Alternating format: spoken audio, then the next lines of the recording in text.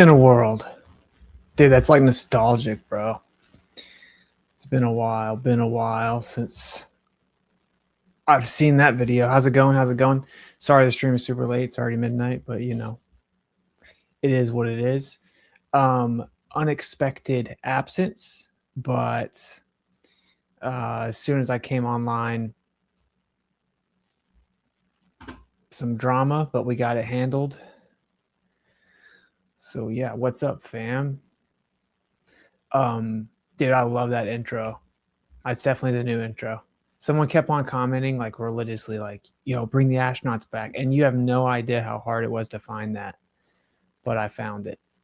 I found it. All right, let me turn that off. There we go. Cool. What's going on? What's going on? So I do need a favor from you guys. I need you guys to follow and or sub on Kick. They didn't fast track my partnership. I mean, I don't know why. It's kind of ridiculous, low-key, but to be fair, I haven't been super active, right? So anyway, to actually get verified on Kick, I have to have 30 hours and then 25 subs or something like that, and average like 75 concurrent viewers, I think. So I have to get my numbers up on Kick to get verified. So if you guys will help a brother out, go, the Kick link should be in the description, kick.com/witsit. Yeah, so we'll get that worked out. By the time I get 30 hours out, we'll figure it out, and we'll do something, some type of special for people that sub on Kick. Okay.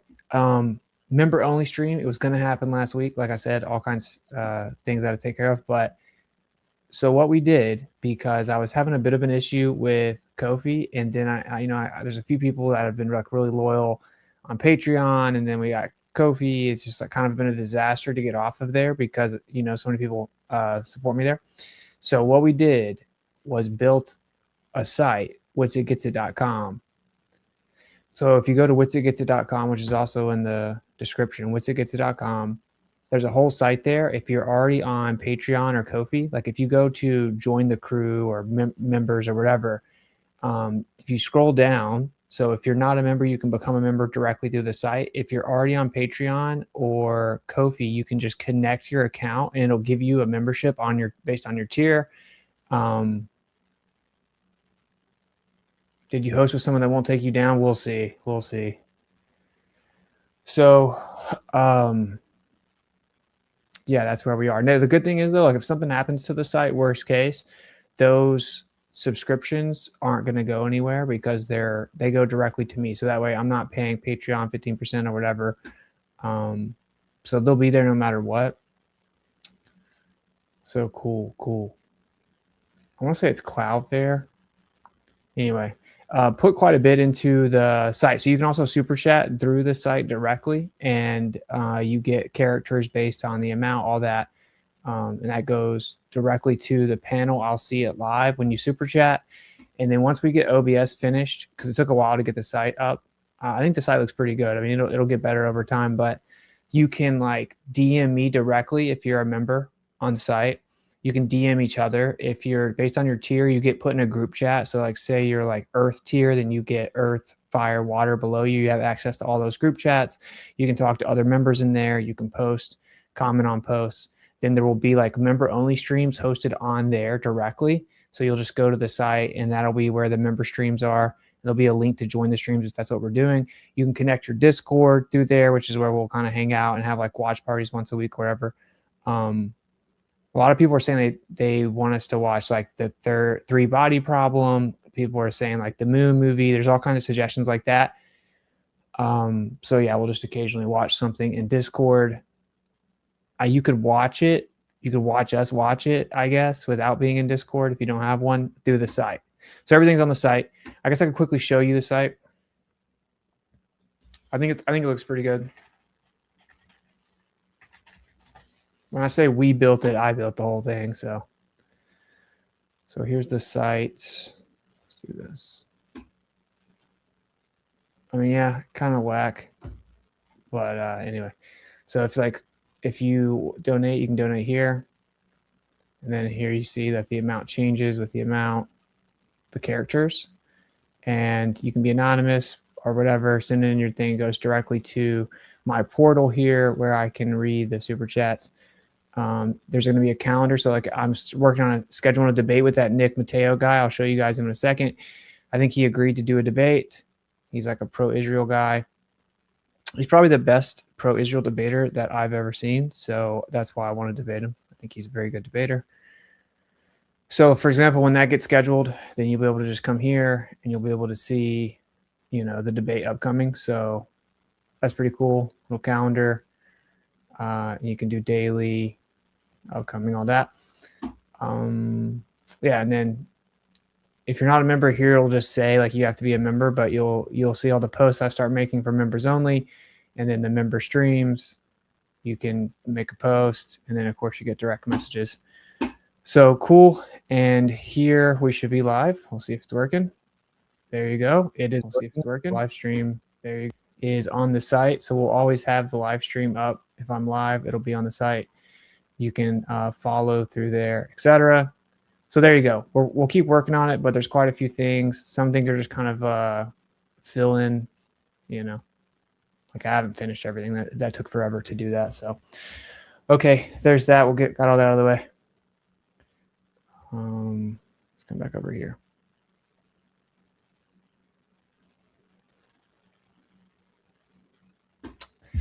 Yeah, so how's it going, man? I think that'll simplify things because we always end up running into issues with these places, and people are kind of scattered all throughout the place. So we'll just find a way to bring everyone to one location, and we'll be good to go. Okay, so the stream tonight is about, I'm sure you guys may have seen, I don't know, but you have all these scientists coming up missing. I don't know if you guys saw that, but there's like all these scientists that work at NASA or, you know, in the UFO circles, and they're all just like mysteriously vanishing, dying, getting killed, committing suicide, all this stuff.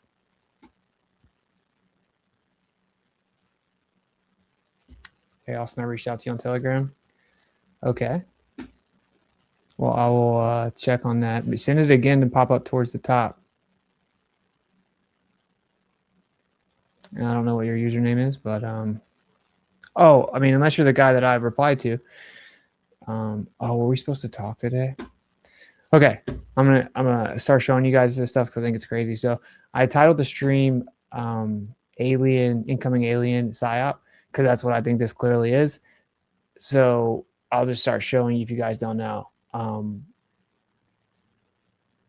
Bro, it's just so crazy. It's so crazy. So I did a stream a while back and I was like, the aliens are coming in 2027. Are you ready? And because like all this predictive programming about 2027, and it looks like that may actually be what they do. They might try to pull out a blue beam type psyop during or in 2027. Who knows? Oh, that's cool. The site shows that I'm live right now. That's cool. It's working. All right.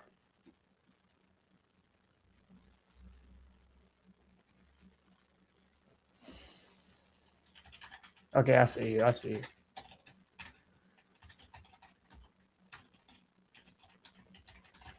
Okay, let me show you guys some of this if you don't know. This is how you know it's a psyop. It's all over everything, dude. It's all over mainstream news. It's wild.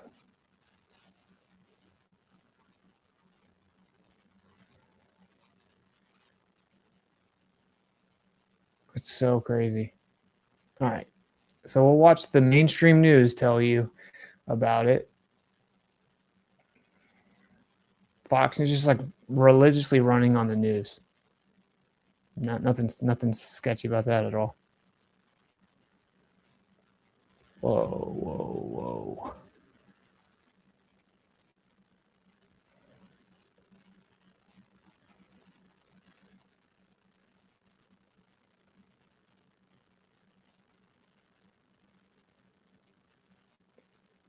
Sorry, I have no idea what's going on right now. Okay.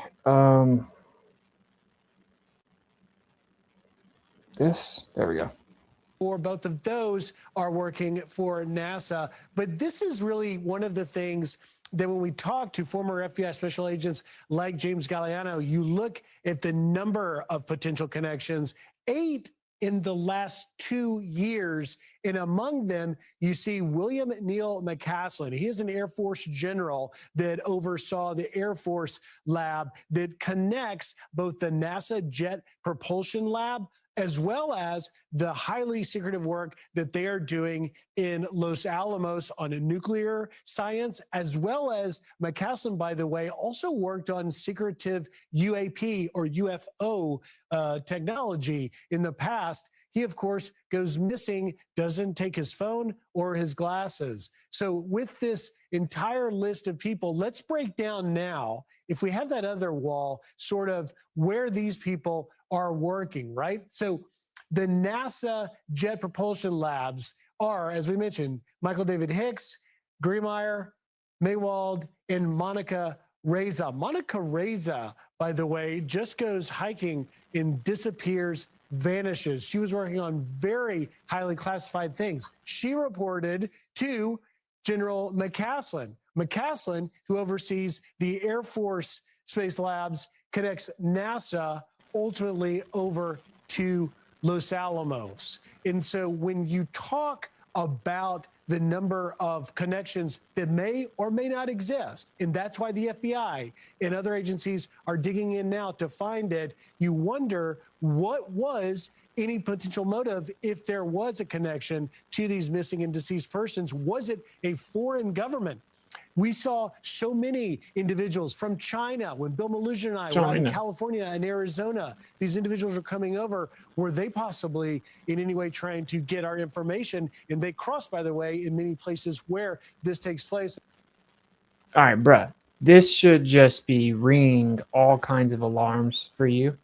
Okay? So, to tell you, if you don't know, all right. So, some people start disappearing. Starts spreading all over the internet. Then the government comes out and says they're going to investigate it, and then it's just all over the mainstream news. Okay, if you're not new here, hey guys, can you go show me some love on Kick? Can you please do me a favor and just show me some love on Kick and make them feel dumb for not fast tracking me? That would be great. Yeah, David Wilcox. Yeah, we're going to talk about him. But if you guys could show me some love on Kick, that would be fire. Or even sub there. I think I need like 20, 30, 25, 30. So we can get verified on Kick. That would be fire. Because this chat that I'm using here, it shows the Kick chat as well. So I'm going to read the Kick and I'm going to prioritize Kick people. Okay. And then we'll do, I'm still looking for like someone to debate the Holocaust. So we'll do that on Kick. So it'll all work out. But it was not ideal. I'd already told everyone I'm going to Kick. Okay, anyway. So all these scientists are coming up missing. Look, if you're new to this channel, I'm about to break this down for you, okay? So you're not going to hear the proper take on this almost anywhere else, which is one of the reasons I felt like I had to come back online. And I say that as humbly as possible, and that probably sounds like super arrogant. No, it's not like I'm the only one that knows any of this stuff, but it's just almost anyone with any type of presence online just doesn't. It's just so annoying. Okay, first of all, mainstream news is run by the CIA. Just straight up, that is the CIA. That video we just watched was the CIA. You don't watch the mainstream news and not get CIA talking points because that's what mainstream news is. Provably, undeniably, verifiably declassified, right? Operation Mockingbird, they have CIA liaisons all throughout. By the way, dude, I tried to change the camera for you guys that are pissed that I don't look at the camera. There is no way to fix that at the moment, so bear with the brother. All right. They have liaisons all throughout every facet of mainstream media. Fox News, CNN, MSNBC. That's all the CIA. Just straight up. Straight up. Now, we could argue about how much do the companies know about it. Does the CIA like train people undercover, kind of get them the jobs with connections? Whatever. Obviously, they are pretty in bed together because they're writing the scripts daily. It is the CIA. If something's on the mainstream news, there's only a couple options. One is it got out and it's a limited hangout, right? We've talked about that. This is one of the few times that Wikipedia has an awesome definition of it, and it actually quotes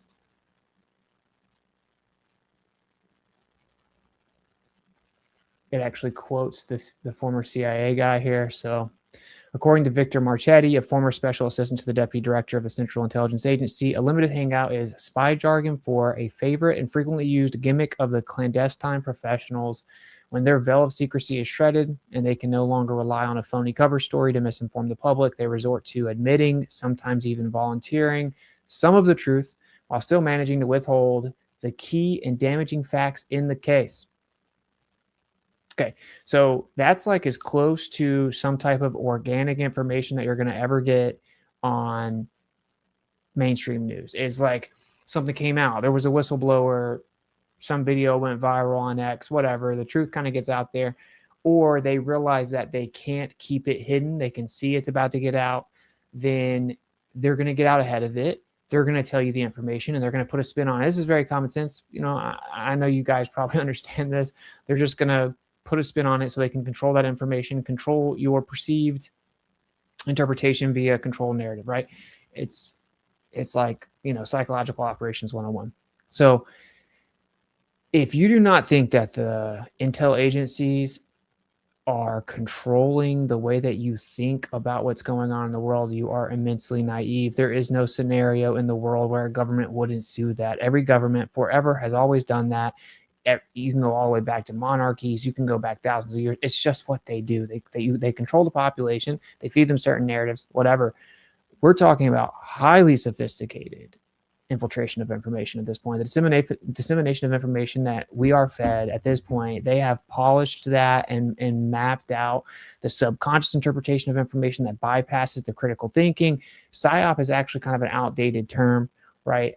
We can maybe cover that some other time, but or maybe I'll pull up a video. Guy breaks it down pretty good. Ironically, the guy that like dressed up like a Viking and ran up in the Capitol building, that guy actually breaks it down. And it comes from declassified documents, right? With psychological operation is a very archaic term. They've mastered it way, way more precisely than that at this point. There's kind of like 3 stages. And the second of which is feeding you information that's registered subconsciously that then bypasses the critical thinking. So they've mastered that. Okay, not to get too in the weeds here, but you have the limited hangout. That's where maybe truth was going to get out, seeps out, whatever. They jump in front of it. They control the narrative. Then you have just they straight up write a script that they want to convince you of something. It could be completely detached from reality, have no truth to it whatsoever. And it's strictly with the explicit purpose of manipulating you, right? And so people use the phrase Hegelian dialectic a lot. We'll just use that colloquially because it's really misused, but problem, reaction, solution. We'll just use the colloquial understanding of it. Okay. So I know that is such a basic concept to lay out, but that's very important when you're watching these mainstream news coverages. Bruh, it's the government. It's just the government. Okay. All right. So if like, what are we supposed to think right now? Like, oh, all these scientists are coming up missing. And I watch the tricks work on truthers, right? So they're like, oh, maybe it's like private people trying to get out ahead of the government doing. It's like they disassociate or they disconnect the government, the intel agencies from the news. And so they're like, oh, it's on the news. It must be like private and there's infighting and the intel agencies are going against like these private conglomerate of people that have invested interest in, you know, controlling the release of this technology, this information, right? So that they can get out ahead of it or they can use it the way that they want to, whatever. No, they work together, bro. They are the same thing. Okay. Do you guys actually think that Peter Thiel just running around is just some genius that's running around, just happens to make all kinds of technology that's just free and private, you know, genius? No, bro. Like it's just the CIA. Why would the CIA?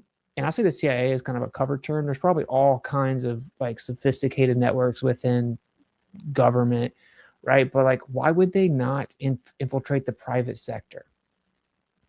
I would say that one thing that really works in the benefit of the federal government is because like the public facing organizations are so incompetent. Like everything the government does is immensely inefficient, whether that's fiscally or whatever, right? In terms of productivity, it's just always inefficient, right? The government, if you ever want to mess something up, just let the government do it.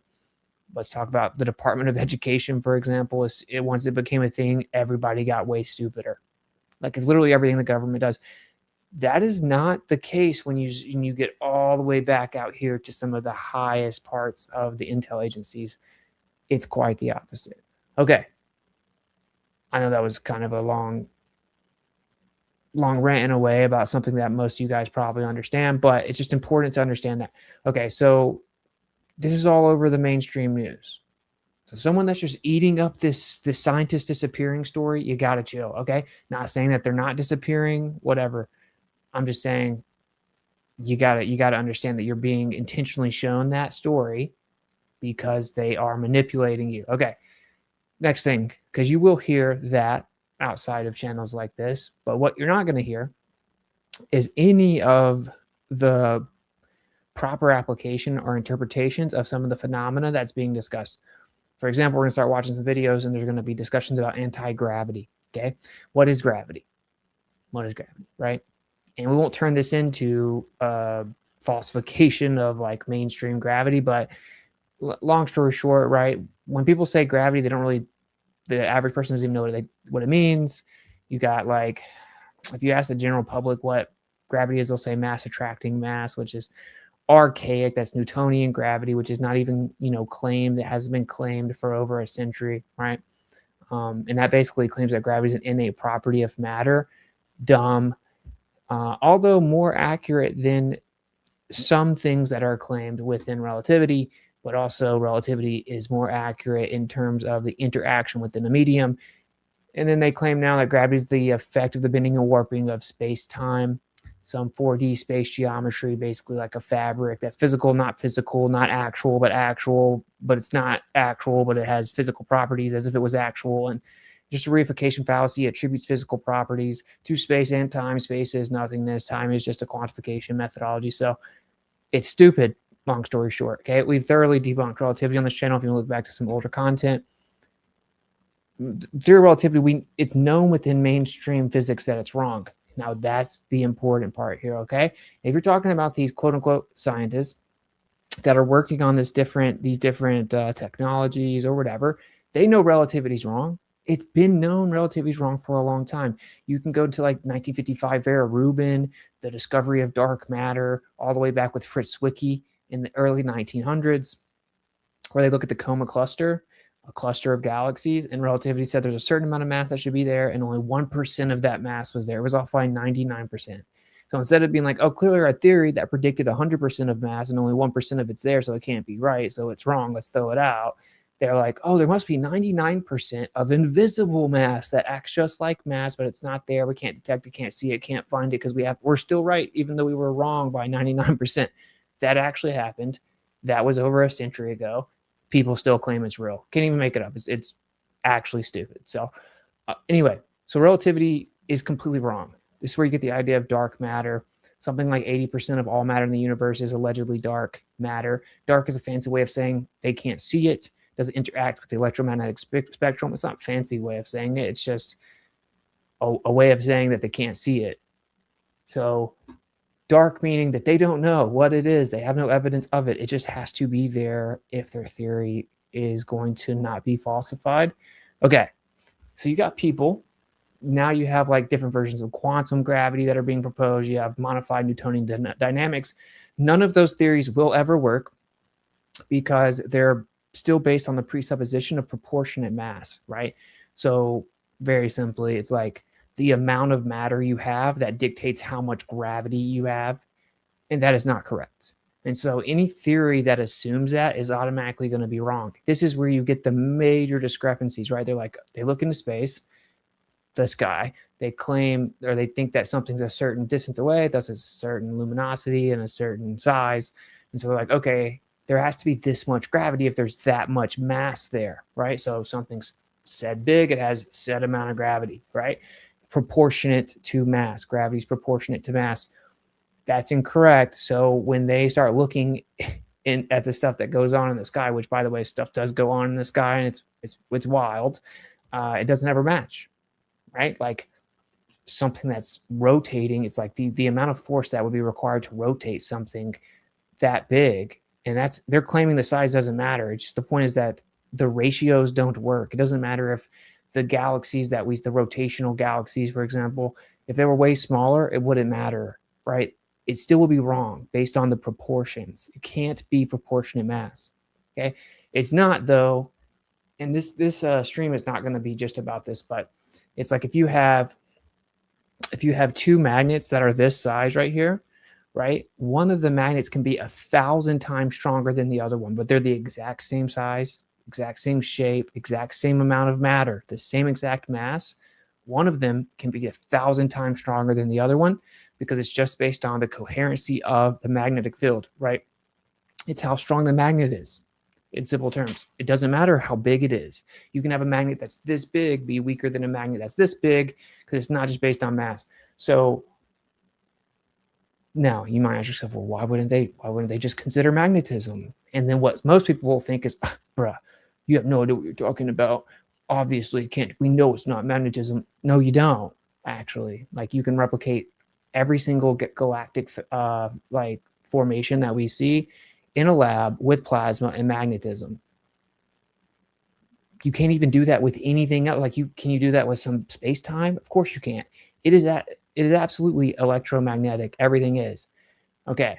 So my point here with that is now you get into this whole quantum physics, right? The quantum world. And they're like, oh, well, quantum is like its own special crazy thing. That's stupid though. That's really, really stupid, right? What is quantum? It just means really small. And really you got like the German word quantum meaning to count. It just means really small. Well, they claim that you have the quantum scale. Oh no. Just a sec, I'll fix it. I think you guys can still hear me though. Okay, so you have the quantum scale. I think it's going to come back on. Yeah, you have the quantum scale, which is subatomic particles. According to them, that's also all fake, but we'll set that aside. The phenomena is real. The models are fake. The reification of the models are fallacious and stupid. So you have the smallest components of reality. They make up the local scale put together, making up the biggest scale, right? So in real world physics, like anything that's going to actually work to explain the way the world works, it's going to work on all scales. Because the big scale is made up of the small scale. So the big scale is the small scale. You can't separate them. The big scale is just a bunch of the small scale put together. So think about how stupid it is. I can't even imagine it being much more stupid. Oh no, the quantum scale is different. We know relativity is true, even though it doesn't work on the cosmic scale, and it's off by like just an insane amount, like an incomprehensible amount. But we're going to pretend it's still right because there's invisible dark matter there. And it doesn't even work on the local scale. It doesn't even actually work in terms of like its logical proposition in of itself. But whatever, let's set all that aside. But the quantum scale is magic. It's magic. So yeah, well, the quantum scale is different. We know relativity is true, but just the quantum scale is different. Quantum's crazy, you know? And they literally talk about it like it's a religion of magic, like it's sorcery. Like, no, your position is just really stupid. And I know that may come across arrogant to people that haven't researched it. It is actually stupid. Like, it's just straight up stupid. And I just explained to you why it's stupid, right? Like, the small scale makes up the big scale. So whatever physics rules over and governs the scales of the universe, all scales are going to be ruled by the same physics. They all exist within the same natural world. They all adhere to the second law of thermodynamics, for example. You can't pick and choose physics scales. Like if I take a ping pong ball and it floats in the glass of water, and then I take a golf ball and it sinks in a glass of water. If I get the world's biggest ping pong ball, it's still going to float if I throw it out in the ocean, because density just scales, because it's a principle of physics. It doesn't change based on scale. That's stupid. That's not how physics works. So for some reason, it's just this mainstream accepted idea that that's not the case when it comes to gravity. Okay. And we get into that. What does gravity? Gravitas means heavy. That's what the the word means. Yeah, things have weight, and that's maybe for a different show because I don't want to get all over the place. And this is what I knew the danger of touching on this topic. I'll do that. It doesn't really matter. We'll set this aside, and maybe we'll talk about it if I end up going super long tonight, which I didn't plan on it. But okay, the point is that within gravity in this like mainstream interpretation, they think that it makes sense to like separate the local and the cosmic scale from the quantum scale. They act like it's just different. They do the same thing with light. You know, they're like, oh, it's a particle and it's a wave. What? Which one is it? Both? But sometimes not. Sometimes just one of them. Wave particle duality. There are no dualities in nature. That's a contradiction. It violates the law of non-contradiction. That is stupid. So your idea is stupid. It's wrong, right? So what most channels are obviously not going to put together for you is the reason it's wrong is not because that's the cutting edge of science. It's because they have philosophical presuppositions and biases that don't allow them to entertain the frameworks that actually adequately explain the phenomena. It's that simple. And what it really is if there is an ether, so there's like a background medium, right? Then the Earth can't be moving. It just can't be. And you guess when you get into 1887, Michelson Morley, ironically, this is the first time I've been on StreamYard in a minute. And I think I can actually, I'll just show you this is kind of what happens with Michelson Morley.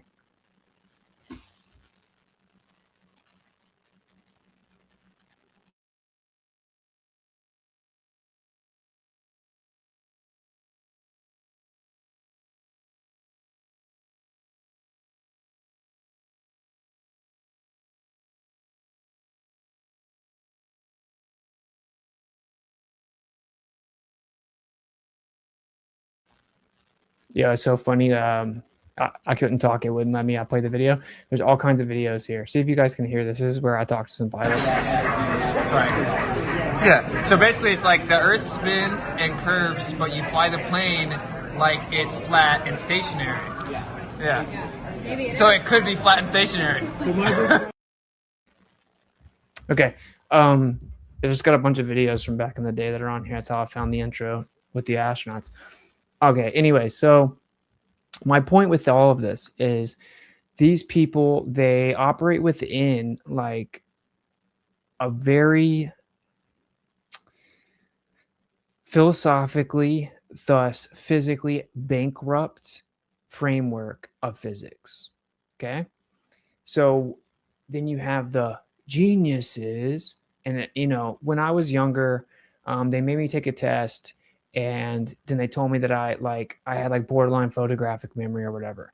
And then I got a little older and they make you take like the military test, you know, the ASVAB or whatever. And then they pull me aside and they want to get you to come and they make you all these promises that you'll like be fast tracked or they'll put you in special places. And I was not interested in that in any way. Best decision I ever made, obviously. But my point is that they do that with people that they think maybe will have some type of aptitude based on the testing.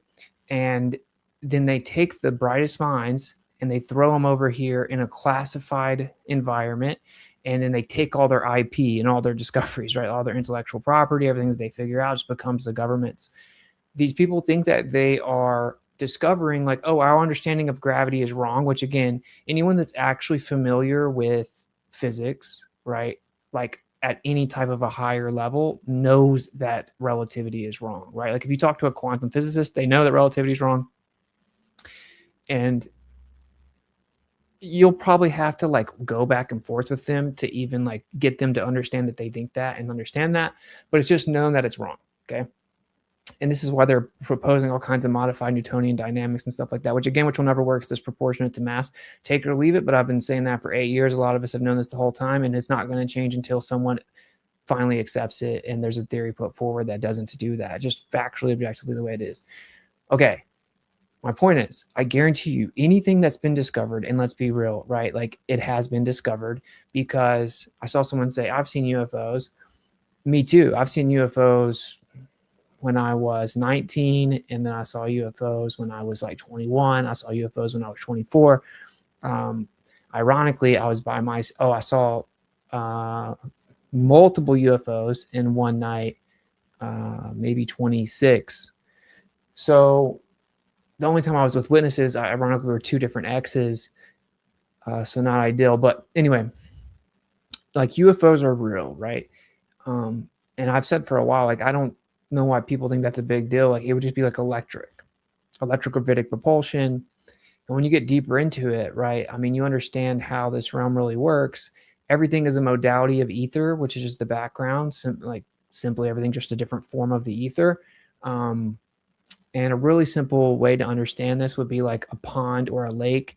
Like, you throw a rock in and the ripples would basically be like visible light. But there's nowhere in this entire world. This is the easiest way to break through kind of like some cognitus that people may have. There isn't anywhere in this world, in all of existence, there isn't 1 square inch that exists without light. The darkest cave in the world, the darkest part of the ocean, it still has light there. It just isn't visible light. So there's non-visible light everywhere. Visible light's a tiny little part of the spectrum. So if light is just a medium, okay, and the visible light, just when that medium vibrates at a certain resonance, you then see it, it gets excited, right? And then you can see it. Well, then that means that there's a medium everywhere. Okay, well, what is light? Okay, if you start falling down that rabbit hole, what is solar power? What is electricity? What is static electricity? Everything is just a different modality of the background medium. That's what everything is. Of course you could float. Of course you could have endless, infinite energy. Why would you not be able to do that? It's literally everywhere. The versions that we utilize are just using that fact. Okay. Of course, the government knows this. The Nazis were looking into electrogravitic propulsion using ether physics, and that's what they called it, not me, like all the way back in the 30s.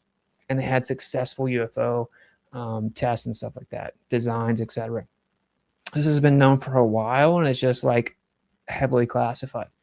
Okay, so now that's a lot. I just hit you with a lot. If you're new to this channel, it was a lot. If you're not, then it's like, yeah, these are a bunch of basics, kind of. But the point is, it does look like they are ready to start conditioning the public for whatever the new paradigm is that they're going to roll out. And there's no doubt that they are lulling everyone to sleep. They're implementing like this super advanced surveillance system. They're giving people different versions of AI that are no doubt much more limited than what they've had for a long time. And so they're getting people used to AI while we're just getting used to more and more invasive procedures of surveillance, right? And so that's being ushered in while everyone's kind of asleep. But they are going to make a giant transition. Now, what would be crazy is what I predicted back in the day is that Trump will usher in like the new age, right? And he obviously still has a good amount of time to do that. What would you need to like really usher in a totally new system? You need some event that causes people to like put their differences aside, something that's like, okay, this is do or die, like this is life or death, right? We have to focus on this. This becomes like the priority, or something that's so compelling, so convincing that everyone, or so captivating that everyone just, boom, your attention goes there. Tell us what we need to know. And that's why many of us have always suspected that we will eventually get hit with some type of alien psyop, right? Because it's literally the perfect story, the cover story to get us to shift over to a new world order. And, you know, COVID was a lot like that. It's like, well, everyone breathes the air, and suddenly what keeps you alive is going to kill you or whatever. So everyone can get sick, everyone can die. So that was a thing that like kind of got everyone on the same page and got everyone, you know, focusing on the same problem, and thus guided everyone through the same solutions, ostensible solutions, right? So that's what I would say the end goal is pretty clearly. Now, this is the part that's pretty crazy, right? I would be amazed if some person working at NASA actually knew what was going on. But I wouldn't be amazed if in 2026, someone that's working on classified information within physics or say electrical field theory, whatever, that they were figuring things out and they just can't say anything. And they're figuring things out. It's all actually pretty simple, right? Like if there's an ether, there's the Earth's not moving. If people can't assume or accept that the Earth isn't moving, then they'll be very limited in their interpretation because they're going to try to come up with some type of ether where the Earth can still be moving. And then you have to reconcile Michelson-Morley, Michelson-Gale-Pearson. You can't do that. That's literally impossible. And so you would just be stagnant there. And so I don't know how that works, bro, because I'm not in some classified, project within the government. I don't know if it's just like they've accepted that the Earth's not moving, or if they actually just have a bunch of people that are super limited that would be seemingly very incompetent and not very smart. I can see it kind of just being known that the Earth doesn't move, and then you move forward with the ether physics, right? In classified operations. Okay, so didn't really plan all of that, and I'm trying to hold back because I know I'll just go for hours talking about this, especially since it's been so long since I've talked about it. But kind of the summary of the points here. What people think gravity is completely wrong, provably wrong. It's already been falsified. They don't tell the masses that, like, they still teach people in school mass attracts mass, even though it's been known for over a century. That's not even the mainstream position anymore. It's been falsified many different ways. And then you have the theory of relativity, which is the idea that gravity is the bending and warping, the effect of the bending and warping of space-time. And the analogy is kind of like dropping a bowling ball in a blanket, right? It's going to create like a little well, inside of it. And so they say there's these gravity wells, and that's more in the direction of what's true because it is quote unquote gravity. And again, that's such a misnomer because weight is not synonymous with the phenomena of the causal agent of motion in the sky, right? Which is just an assumption. If you really think about it, it's super goofy. It's like people just assume that what causes this water bottle to go down is the same thing that causes like the stuff in the sky to move around. Why would you assume that? That's such a weird assumption. It doesn't even make any sense, honestly, but so they're not the same thing. So when I say something about gravity, when I say it's like more in the right direction, I mean specifically like, for example, what is causing everything to move in the sky? Okay, so you have the oscillatory nature of the background. I'm trying not to be too in the weeds here. So it's like the fact that the background medium is vibrating, it causes displacement. So a simple analogy would be if I had a little like boat, like a remote control boat on a pond, and then I threw a rock beside it, it's going to create waves that's going to then move that boat. The boat's going to move based on the waves, right? It's going to be displaced. And so everything is just based on pressure mediating, and things just find their position of equilibrium, and that causes everything to move around based on whatever the input is into the medium that disturbs it. Very simple, right? It's basically like we live in a gigantic ocean that you can't see with the naked eye, and then everything is equalizing based on the disturbances within that giant ocean. And that's it. It's actually all that simple. Okay. So they cannot just have that truth come out, right? And so we've always known that there's going to be this moment where they're going to want to rush out some type of psychological operation about UFOs, aliens, who knows how they pull that off or what cover story they use. And they're going to want to give us like basically a limited hangout on like the most like extreme scale ever. They're going to give you some advanced technology or acknowledgement of physics, but it's going to be very tactically revealed to you. It's going to be very limited. It's still going to be very misguiding, and it's going to be to usher in more control, right? And probably under the guise of security, under the guise of equality of outcome, or the guise of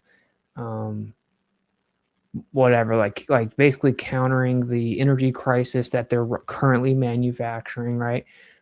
That's what I think is going to happen is they're going to use that to usher in some type of basically an update in the energy, right? The update in the energy system. Who knows? That would actually be crazy. Some people think that they would never do that. Some people think that's one of the biggest reasons that they've lied. I agree with that. I just think that creates a perfect avenue to basically deceive the whole world, is to come out and say, oh, by the way, we figured out some more advanced form of like energy production and storage, right? Because think about this. One of the big things is like the batteries, the lithium batteries that store the energy. If you had a device that just efficiently were to take it from the endless, infinite energy in the ocean that is the ether, right? You wouldn't even need to store it. You just need to be able to always come grab it. You can grab it at any point. There is nowhere that you can go that you can escape the background. You don't even need to store the energy, you know? So these truths would be something that it just puts way too much power in the hands of the people. And so they're going to come in with a cover story and they're going to manipulate it, and they're not going to let you really figure this out. Okay. So my point here is a lot of people are like, oh, these scientists, they figured out the truth about UFOs. They know the truth about anti-gravity machines and blah, blah, blah.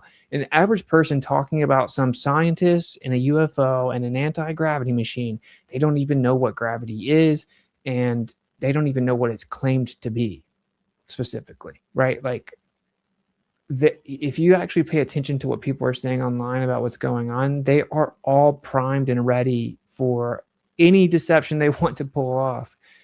And we've seen this coming for a long time, and we've tried to ring the bell, right? We've tried to like ring the alarm, like, yo, if we're so crazy and then the mainstream model of the earth and gravity and the universe and all this is true, then why are they like lying to everybody about what the evidence has shown or what even the mainstream model now is, right? Like, why do they teach everyone that mass attracts mass, you know, when that's just stupid and dumb and disproven and archaic?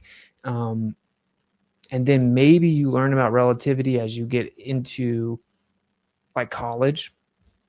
It's like relativity is also wrong though. And so, you know, the point is that the implications of this are massive.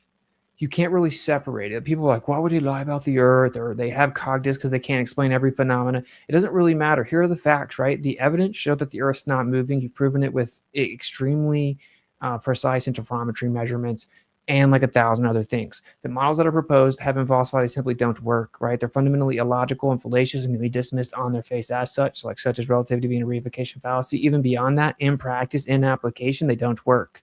They're like awful. They're like laughably bad. It doesn't, relativity is so laughably wrong on all scales. It's actually just insane that people still think it's true, much less are arrogant about it. That's just the situation.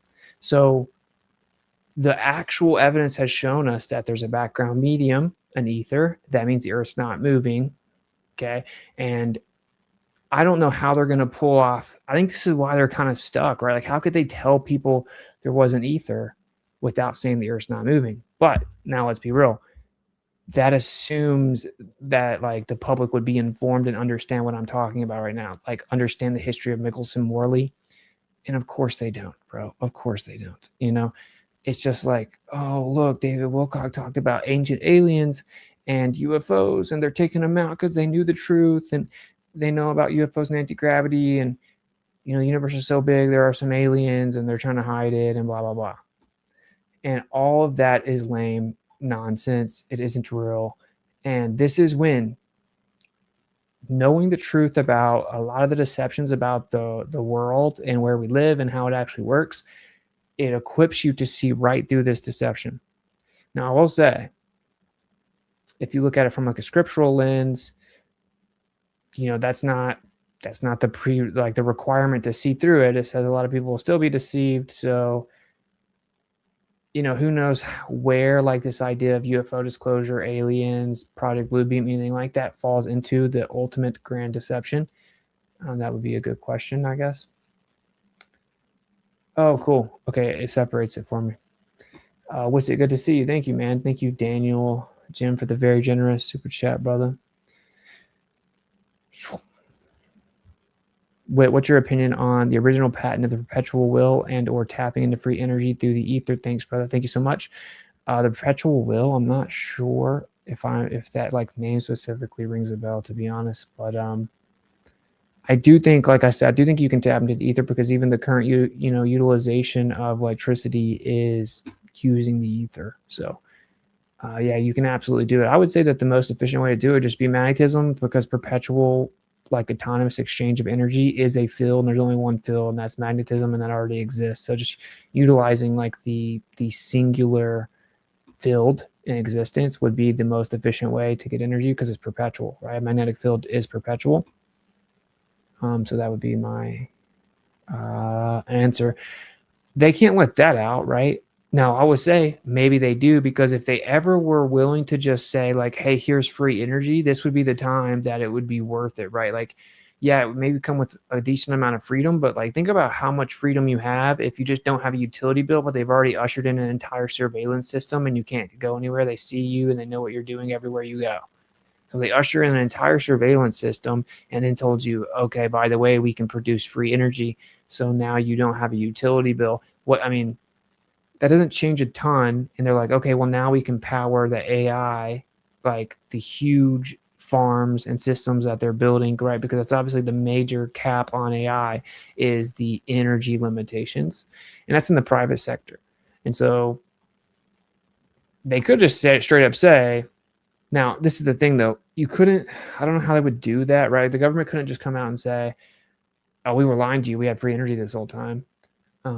So, the cover story of an alien works, I know that sounds crazy to talk about aliens, bro, but like, dude, they have conditioned people for decades. Almost everyone says the same stupid thing. And people always ask me, like, why would they lie about that? There's like 1,000 reasons, but one of the biggest ones that I hear all the time is like, of course there are aliens. Do you know how big the universe is? It would be so arrogant and so insane to think that there aren't aliens, bro. We're just this tiny speck of dust in this huge universe. Like, of course there's other life out there. But no, actually we're not. We're actually not a tiny little speck of dust in the corner of the universe. That isn't real. Like, we're in the center of the universe. Like, the whole thing moves around us in a central position. Factually, provably, testably, undeniably, indisputably, verifiably. So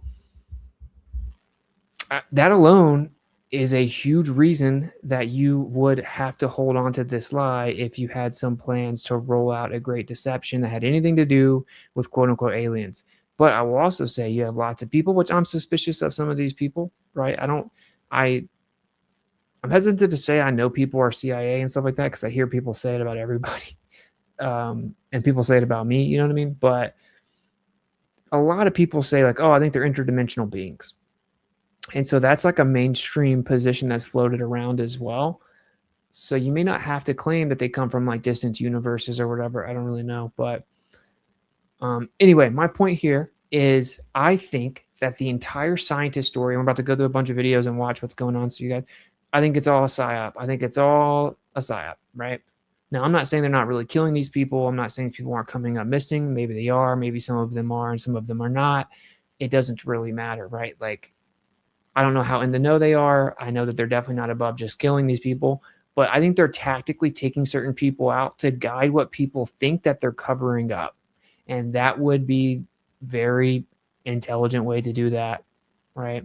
It would be take out selective people. So then people will think, oh, that person must have been onto something. That person must have been revealing information that they don't want us to know. That person must be right. And then they'll start to put the pieces together and we're going to look through it. And clearly the story you end up with is like, anti-gravity, aliens, interdimensional beings. There's like this overlap of claims of time travel that come out a lot. It is all just it's just a psyop, bro. Like they're setting up a pretty big deception, in my opinion. No, I do not believe, it's not even on the table for me that these people just like we're on the right path and they're all getting taken out. And then the government was just like, oh yeah, that is sketchy. Let's look into it. Like, let's pump it all over the mainstream news so every normie knows about it. No, that's not how that works at all.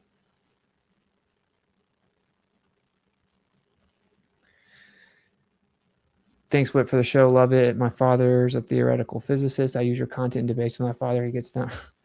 Nice. Thank you, Ghost Rider, for the super chat, brother. Yeah, I wonder. I would have to know specifics. That is interesting, though. That's probably an interesting dynamic. So yeah. Anyway, I forget because I've been gone for like, I've just talked about this stuff for so long. But all of that framework, you got like you guys do see like how important knowing stuff like that, like knowing that there's an ether, knowing that quote unquote gravity grossly misunderstood, misapplied, the current mainstream version of quote unquote gravity is just completely fake, falsified. The average person has no idea what they're talking about. If there is an ether, which is like a substantive background medium, it's already been substantially proven that the earth cannot be moving, and it's already been established in many other ways anyway. And so then you understand like, okay, well, what is energy? You start looking into it, you realize like, oh, this like subatomic interpretation, this reified model interpretation of the subatomic scale, atomic quote unquote, is just all fake pseudoscience. It is. That's just what it is. And you know what's going to be so funny is like there's these groups of people that would ridicule you for so long for bringing that up. When if the aliens come and say it, all of a sudden they'll believe it. All of a sudden they'll believe it, but they're going to put some like quantum spin on it. And nowadays, if you just don't know what's going on, you can just throw quantum in front of the word as like a descriptor, and then now all of a sudden you're smart. Okay, so let's look at some of these videos, and I'll show you, for anyone that's maybe having caught this here, I'll show you like a mainstream take here that's saying the same thing about like the atom, right? They claim the atom is 99.99999% empty space. Yeah, okay, yeah. Now that is pretty crazy because they claim that we're made of a bunch of atoms that give us matter, but those little things that make up the matter are 99.999% empty space. What does that mean? What are the implications of that? Well, with a proper like etheric interpretation, matter, like your physical body, is just a form of the ether, right? And so you could technically just like shift and like disappear, right? In theory, matter could just disappear. If it's just a modality of the ether, it could just revert back to that primary state. That's such a crazy idea. If you guys are following what I'm saying, like they claim that matter is made up of atoms, and that the atom is 99.99999% empty space. What? So there's just a bunch of like 99% empty like little balls, and then they are put together and somehow you get like solid matter. That's pretty crazy, right? Pretty crazy. That's like the mainstream claim. And atoms are not, the phenomenon is real. The model is totally ridiculous. Anyway, I'll play this video because he kind of talks about that. And I want you guys to, what I think we're about to see is such a major shift in, they're going to come out and they're going to say that there are these entities in these craft that violate and defy our understanding of material sciences, and that there were classified programs that our government were involved in, they've been involved in for decades, and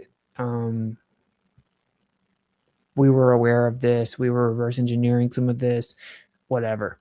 And they're building a narrative right now, and who knows where they go, but people definitely need to get out ahead of this. We need to find a way to make sure everyone knows what they're about to come out and say is trash, bro. Like, you cannot fall for it. I'm maybe easier said than done, right? But because I was just going through X, like even just to set the stream up, bruh, we're cooked, man. We're cooked. People think it's like a based take to say that these scientists are being targeted because of aliens. They know about the aliens in the secret space program. And that's why they took Wilcock out. And like, again, my take is they took these people out so that they could misguide the public into thinking that what they're covering up is a truth that isn't actually accurate. It's pretty brilliant. I mean, I don't know why you wouldn't do that if you were evil. All right, let's check it out.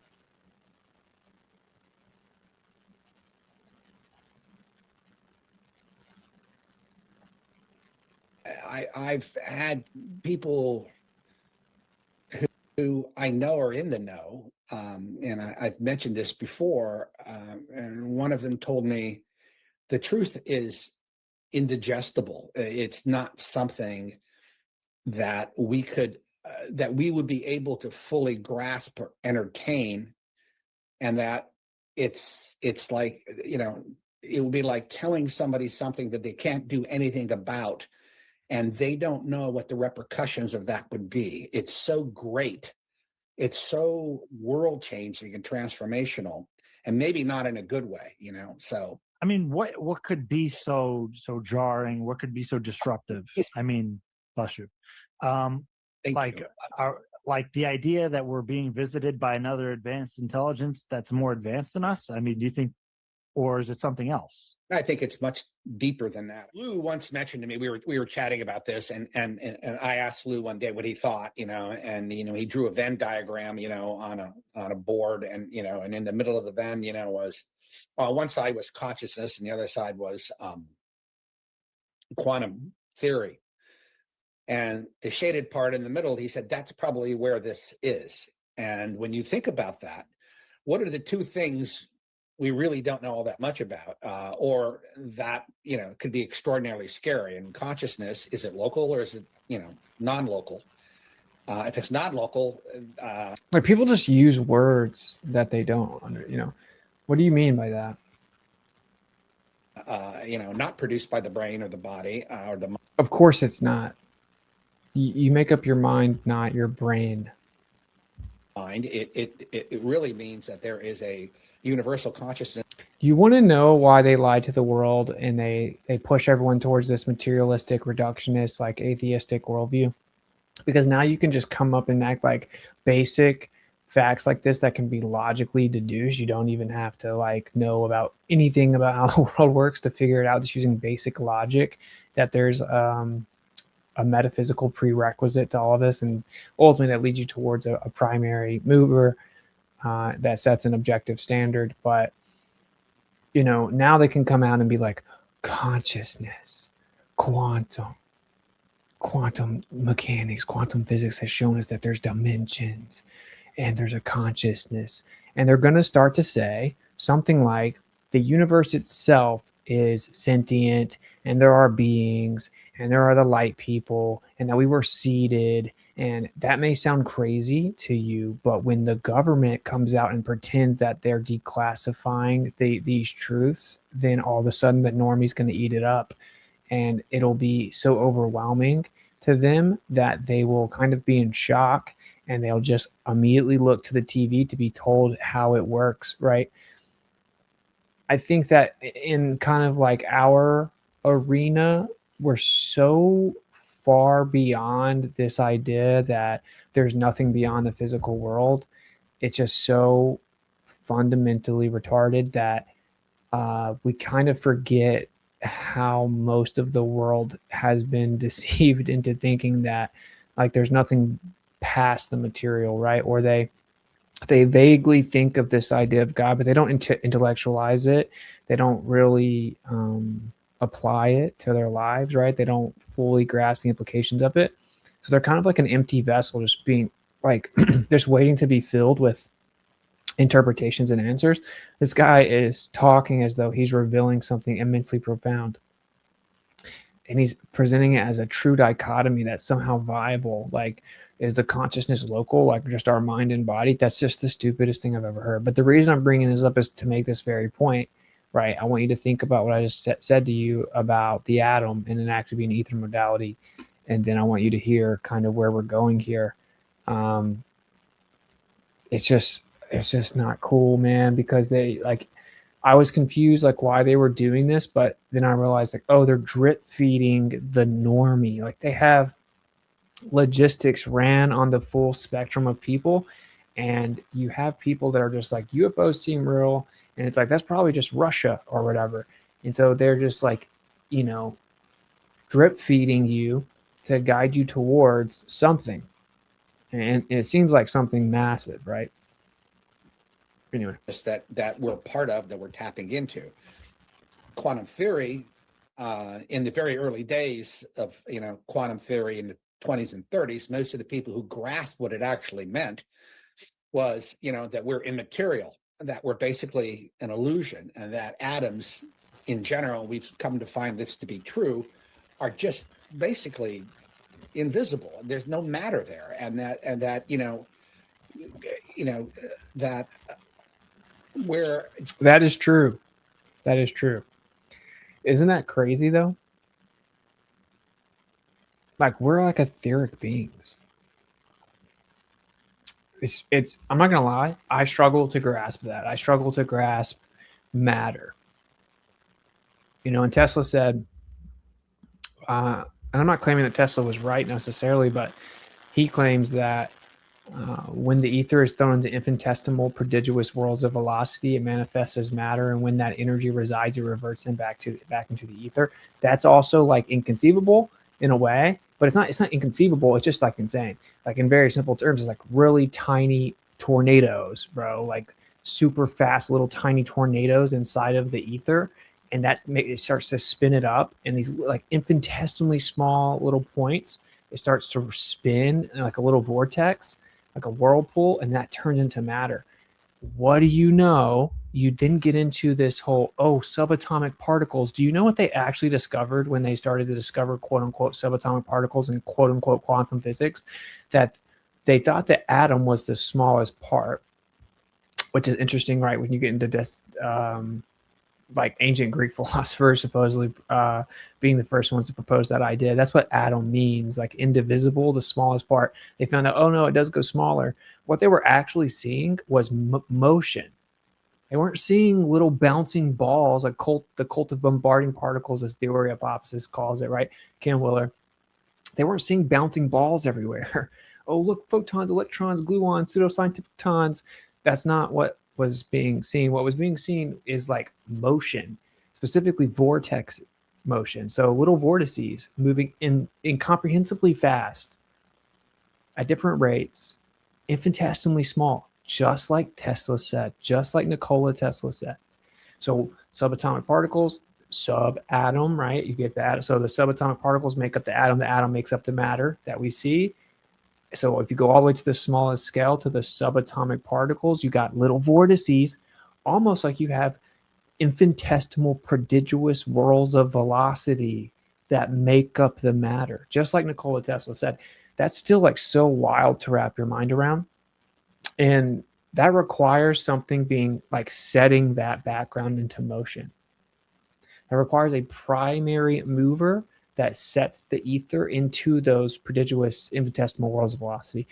But anyway, that's just what actually happened. This is not Austin's take. This is not my interpretation. What actually happened in quote unquote quantum physics was they looked down past the quantum scale or past the atomic scale, and they noticed that they were seeing these, like, we'll call it autonomous is not the word, right? Like independently moving vortices. That's what actually happened, bro. That's what actually happened. And then as they started to monitor it closer, they noticed that they weren't all the same. Some of them did their own thing. They had different spins and momentum. Sound familiar? Okay. And then they call this quantum. And they started to just model it out and theorize like what's comprising this idea, this model of an atom. And again, they claim that the model is 99.99999% empty space. And I have a whole presentation I did on atomism versus ether, which are kind of the only two frameworks that have been proposed. It's probably the number one requested stream that I do again. And I may do that, but there you go. There's kind of like, there's the gem of the situation. It's wild. It's wild how this realm works. And if you were to misguide the general public the way that they did, you have such free reign to just manipulate the shifting over towards just a more accurate understanding of the way that the realm actually works. Just energy forms. Well, think about that for a second. If that's the case, how would the president describe that? How would the president go on national television and say, maybe he tried to do a controlled, and I'm sure, and I know they've thought about this, and I know they thought about ways to do this, and they never can come to any kind of agreement, and they always come to the agreement that it's probably best not to say anything until we have a better understanding. But what the hell do you say? I mean, you come out and you say, there's another presence in the universe which visits us. And we don't understand it, but it's capable of transforming itself into anything it wants to do. It can manipulate matter. It can manipulate the electromagnetic spectrum. It can show us things that may be real or may not be real. It can be real and not real at the same time. I mean, you can just go on and on and on. And then this whole idea of sovereignty comes in, free will comes in. And then you're worried about, will society be able to withstand it? Socioeconomically, what will happen? Will things stop religiously? There are so many aspects surrounding this. I'm sure people have whispered in some people's ears, do you really want to do this? I mean, it's like, it's interesting points, right? Like, how would the president get on national television and say that?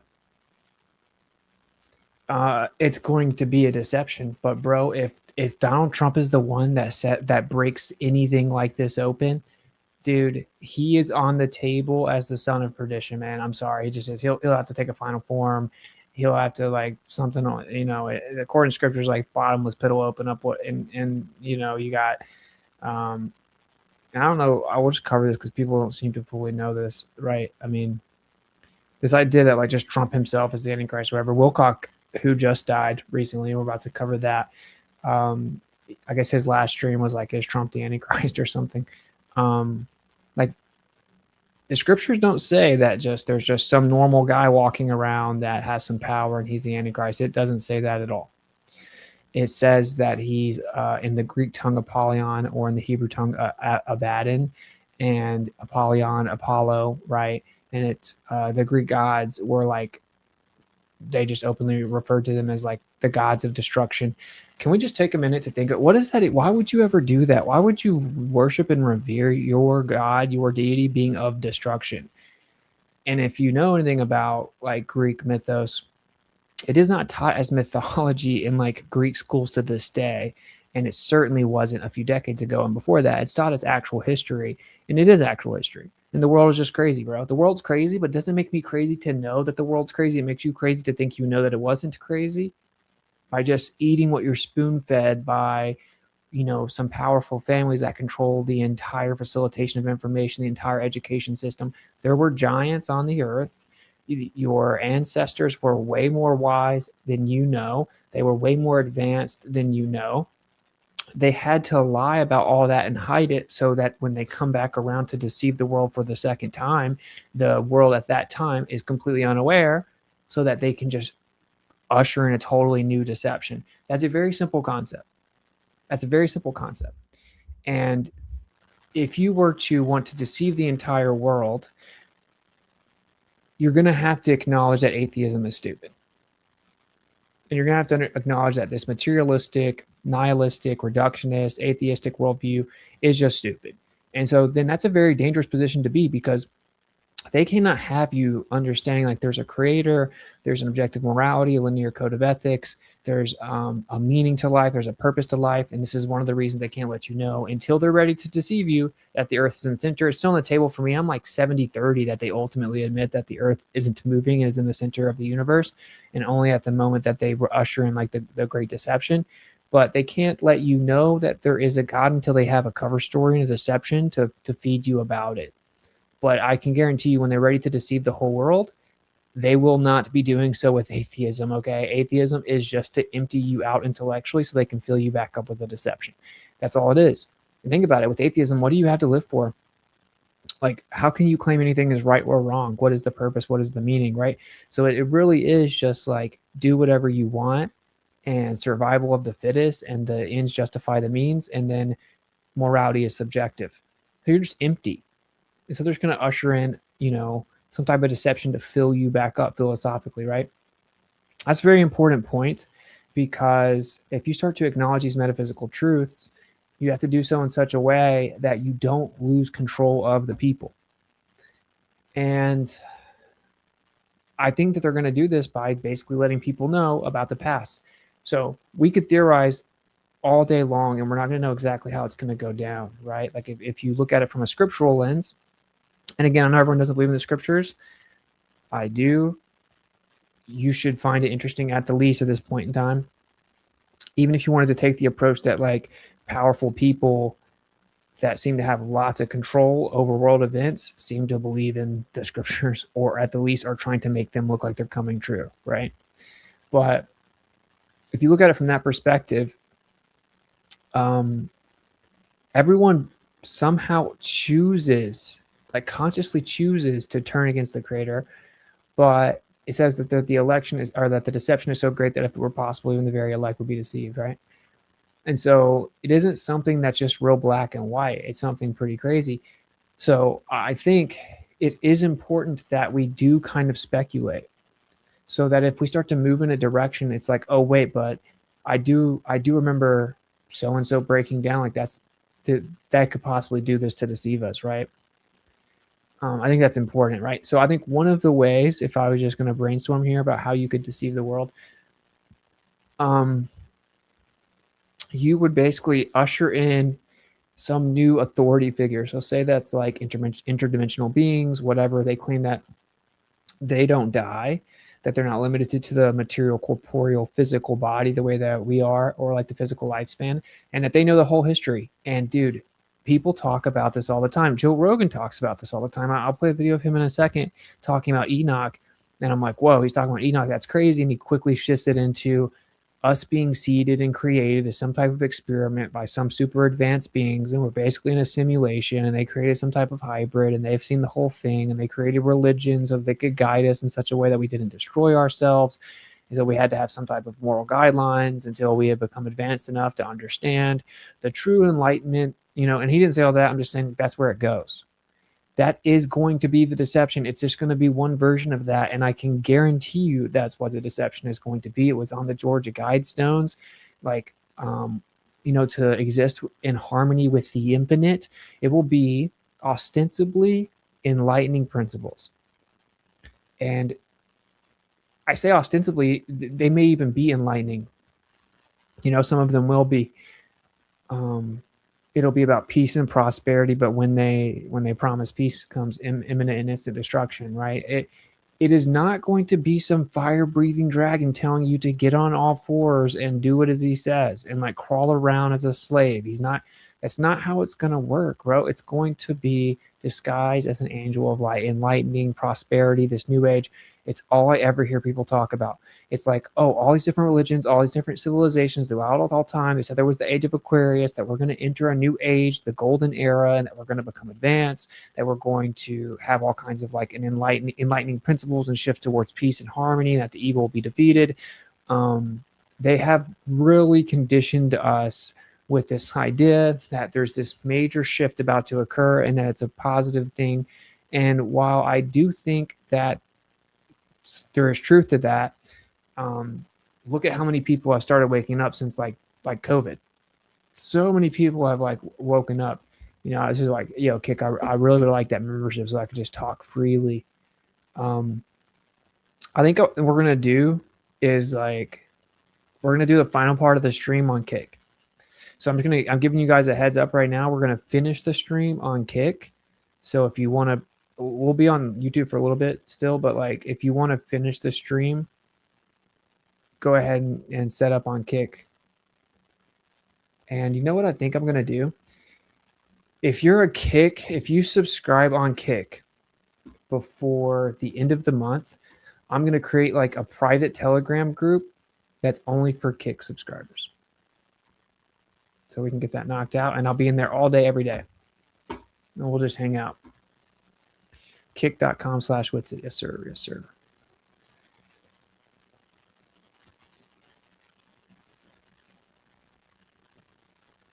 Let me do something real fast.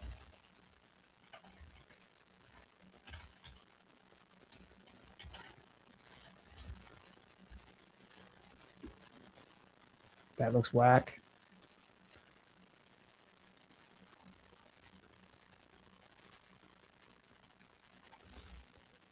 It's so funny. I haven't been on here in so long. This is StreamYard. And I have like all like support what you like or it goes away.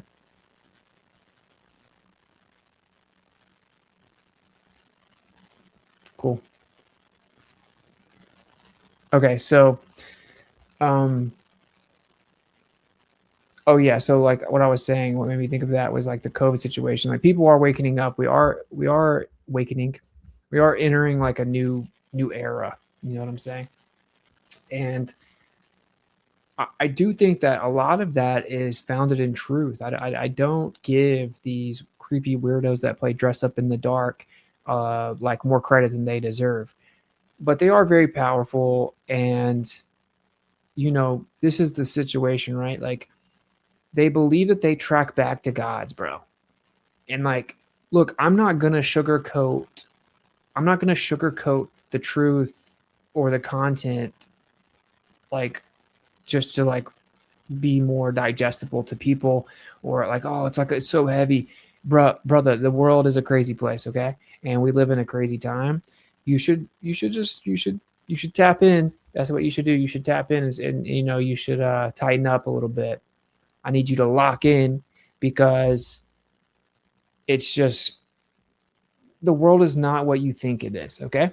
And so I'm just going to tell you the big boy truth, and this is the situation, okay? All of history is a lie. A large portion of history is a lie. And they straight up told you what they experienced, and it's not like it's hidden. It's just that they told you it was symbolic, allegorical, metaphorical, whatever. It wasn't, okay? There were giants. There was advanced beings. There were uh, civilizations that were far more advanced than you and I have been led to believe. Okay. As soon as you say that to the average person, what do they instantly think? Oh, yeah, aliens. Yeah, dude, I think aliens probably came here back in the day. That's just what they instantly think of. Do you realize that they've already set up the deception? And within like our community, we just make jokes about it because it's like we've known for so long. Like aliens is like an inside joke. Like this idea of like little gray aliens or whatever they look like these beings that live billions of light years away. It's just an inside joke. We know that there are entities, they're interdimensional beings, stuff like that, and they're not aliens as people conceive them.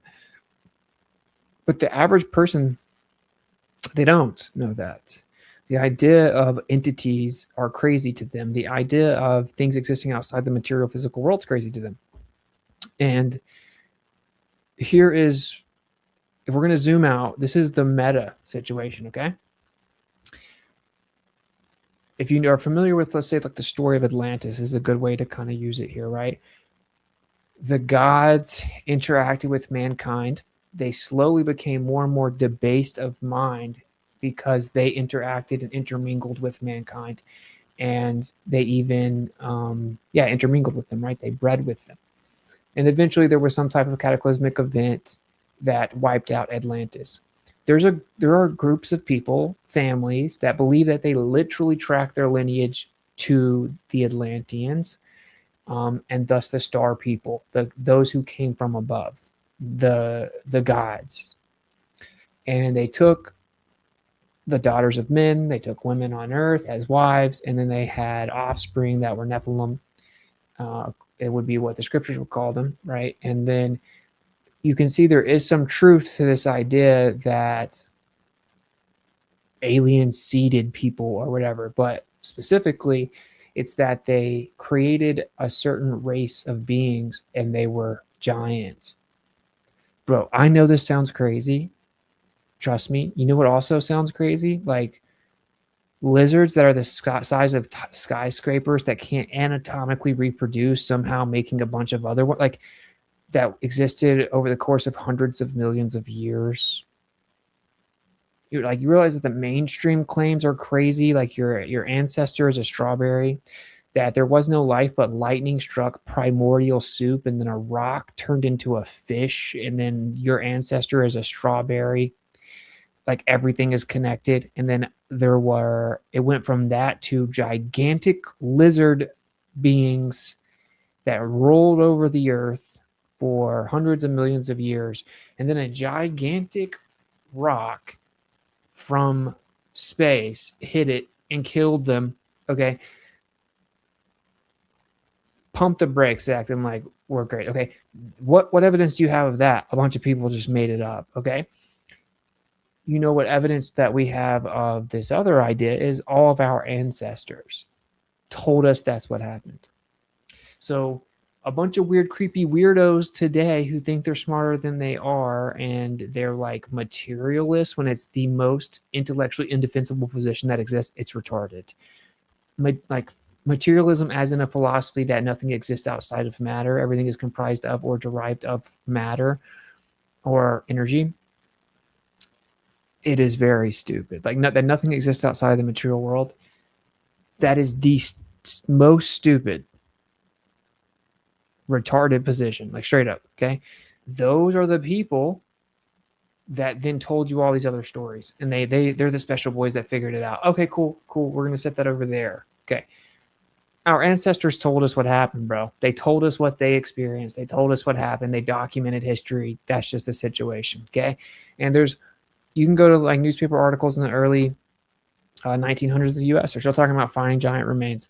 The ideas of dinosaurs wasn't even introduced until like 1842, 1849, whatever, by the Royal Society. What do you know that they proposed this idea of dinosaurs and they immediately found them?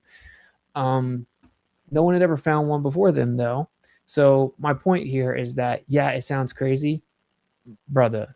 The world is crazy. Okay, I encourage you to look into it. There are very powerful families, but they didn't just randomly get there, okay? And it's not that they're so superior to all of us or something. They're not intellectually superior or anything like that. They have been in control for many centuries, and they control the information. So they have the true history books, and these people are born into these families, and they're raised in such a way that they're taught their family history or the true history of the world, and then the masses do not have access to that. So if I have the true information and you don't have the true information, I have an immense advantage over you. You could be 10 times smarter than me, and I could still just cook you up because like I know how it really works. You don't. It's that simple. That's if you wanted to actually boil down the quote unquote elites, the wannabe elites, and their power and control, that's the answer, right? That there are powerful families that have the true history of the world. Now, this is what's crazy. What people would claim competent, so ostensibly competent, successful, powerful people in the world, okay? Most powerful families in the world. They believe that they come from gods that came from the sky. Hey, bro. I know it sounds crazy. I'm just letting you know what they think, right? And like even Eyes Wide Shut, they show you certain things. And we'll play some videos that break this down, so it's not just me telling you. But my point here is the people in the know, the powerful families, they know that, this world is much crazier than what people have been led to believe. And so I'm just going to tell it to you the way that it is. I'm not going to like try to like justify it or hold your hand anymore. We're kind of past that point. It's 2026. We live in a crazy world. Look what they're about to do. They're clearly setting up something that's going to be an insane deception. It's time that you stop ignoring it and figure it out, because you're going to need to be able to see through the lie here very soon. Okay. So here's the situation. You have these beings, they come down from the sky, and all of the different ancient civilizations say the same story. And they were geographically separated by many thousands of miles, and somehow they're telling the same story. One story, to give you an example, is that these stars came out of the sky and landed in the ocean and came up out of the ocean as beings, and they told them how to create an advanced civilized society. And they helped them build a civilization and showed them all kinds of ways to work metal, how to create currency, how to efficiently implement agriculture, language, laws, hierarchies. And then they left, saying that they would come back. That same story, very specific claim, right? Like that stars fell out of the sky, landed in the ocean, and then came out and told them how to build a society. Very specific story. That same story is told by like 4 or 5 separate civilizations that are separated by thousands and thousands of miles, thousands of years ago. Okay. Manly P. Hall actually has a good speech on that if you want to look it up, even though he is a high-level Mason, and you need to take everything he says with a grain of salt. He's a pretty good he is a wealth of information. Okay, so my point here is like these people, they don't believe that they're like you and I. And the reason that they are incestuous isn't just like a financial decision. Like they don't want to like dilute, their bloodline because they don't want too much of their money to get spread out. No, they want to literally keep their blood intact. They think that it tracks back to entities that were superior. They had children. The children were giants. They were worshipped as gods. And so when you get to the Clash of the Titans, this idea of the different Greek gods, etc., go read Greek mythology. Why would these people be worshiping these things as gods? They have like almost like fallibility as though they were human, and they're like super short-sighted and like greedy, right? They can't control like their like fleshly desires. They're just out of control, and they're worshiping them as gods, and they fight with each other. They betray each other, and they call like Apollo, right? They call their like supreme deities like the god of destruction or whatever. It's like, why would you want to just worship a god of destruction? It's weird. It's all very weird. But when you actually put yourself in that position and you think about like, okay, like a giant being that had all kinds of secrets and knowledge and lived to be super old, and that it was known that they're the offspring of these entities that came from some, previously unknown of realm, or seem to reside above us in the sky, then you can see why people would worship them. They do the same thing today. And I think that superhero movies have basically conditioned people to accept this when it happens also. But just imagine that for a second. It sounds so insane. That's why it would work. Just imagine some being comes out of the sky. Bro, you think like, look at these girls out here, bro. Look at these girls out here. You think that they're going to have any trouble with women on Earth? Bruh. So I know that sounds crazy to you, but that's what I can pretty confidently tell you has happened in the past. Okay. So we won't go all the way down that rabbit hole, but that's kind of that's should always be the background context of this whole thing, right? And the scripture straight up tell you got Enoch. It tells you that there were the watchers that came down. They taught men how to manipulate metal to make weapons, how to cut root to make certain medicines. They taught women how to put makeup to wear makeup. They taught women how to have abortions. All of these things way back in the day. They have pre-programmed you with things like ancient aliens and all these different people like David Wilcock, for example, with this idea that ancient aliens seeded mankind. We were some type of experiment, and that they just created us. If those entities are going to come back right now because, I don't know, we're on the brink of nuclear war, quote unquote, we're about to destroy ourselves, and they have to intervene to make sure that we don't do that.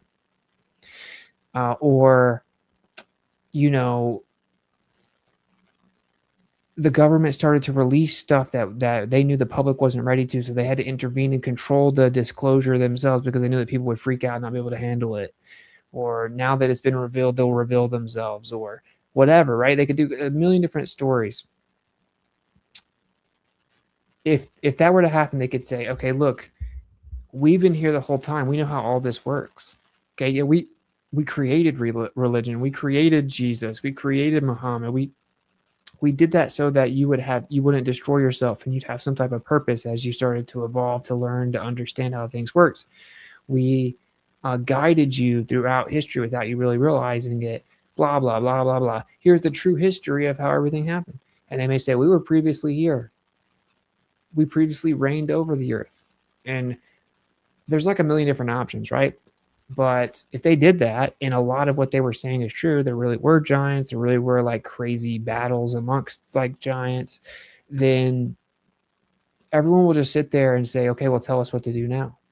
We'll follow you now, right? That is the big picture of what I think that people should look out for. Obviously, you can disagree, and that's all you. But that positions these entities as your enemy. They have wanted to destroy mankind the entire time. That doesn't make them some like hero figure entities that are going to come and free mankind with all kinds of advancements and special information and knowledge or whatever.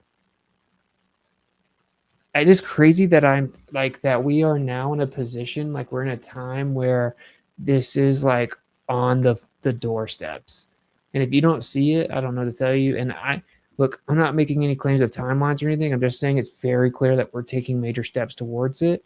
And as soon as I saw this whole narrative about scientists, and then I saw that the government came out and said they were going to investigate it, it was very obvious what they're doing. They are trying to create the narrative that the government is desperately trying to cover up some of the secret classified programs that knew about aliens, UFOs, advanced craft and technology that would violate the public's current understanding of like material sciences, and that they've been communicating with these beings for a long time, but they don't fully understand them. They don't fully understand how they all work. They're far more advanced than we are, whatever, right? That's where I think we're about to go. And so this guy does make a couple good points, like how would the president like come and reveal that? And it does start to bring all kinds of questions into place. You're like, wait, so if these beings are superior to us, or they created us, or they have been guiding us this entire time, or whatever, like, and so there is an immaterial component to the world, or we're not just material, we're almost fundamentally immaterial, and matter is almost like an illusion. Then it brings in a lot of questions of like sovereignty, free will, the meaning and purpose of life, how does it work, etc. Bro, whoever's in control or power that reveals that truth, and they have like evidence to back it up, they are going to immediately become the most powerful person in the world, and it's not even going to be close. Not even going to be close. And you guys get my point. I feel like I am kind of all over the place here. Bruh, if they come out and give like evidence, like quote unquote scientific evidence that the metaphysical is real, and that you have a consciousness or a spirit, a soul that extends outside of your body, it's not local. They'll say there's like a hive mind, a collective consciousness, and that there are like dimensional components to this place. And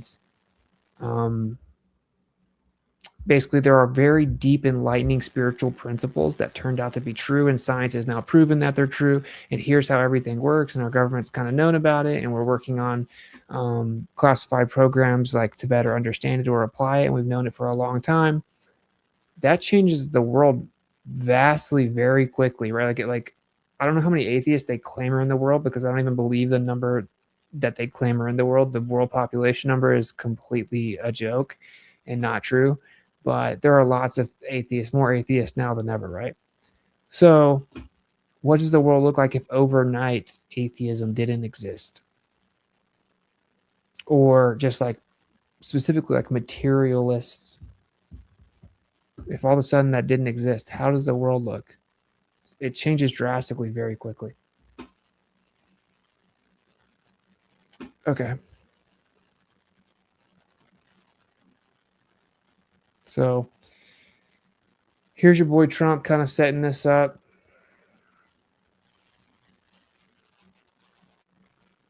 As you remember, I recently directed the Secretary of War. How good is Pete Hegseth doing, by the way?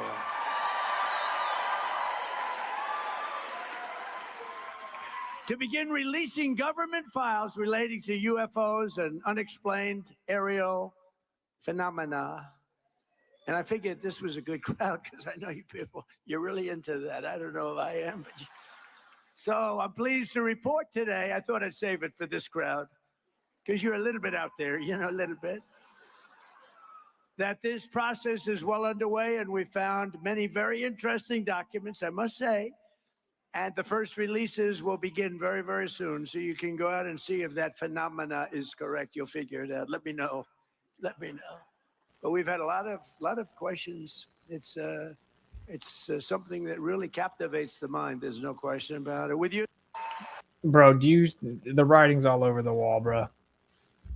It's all over the wall. It's so obvious. What's coming, the specifics of it is not obvious, but it's coming, and we've made jokes about it for a long time, and it's here. So if you've heard of the Three Body Problem, the show, which I think we're going to watch in like our one of the shows that we'll periodically watch, because it's the number one requested show so far. We'll create a poll or something where if you're a member, you can submit suggestions. But This is a scene from it. Tell me if you think this is a coincidence here. Months ago. They entered your solar system months ago. We sent them to your planet. To the places where your best minds explore reality at its most fundamental level.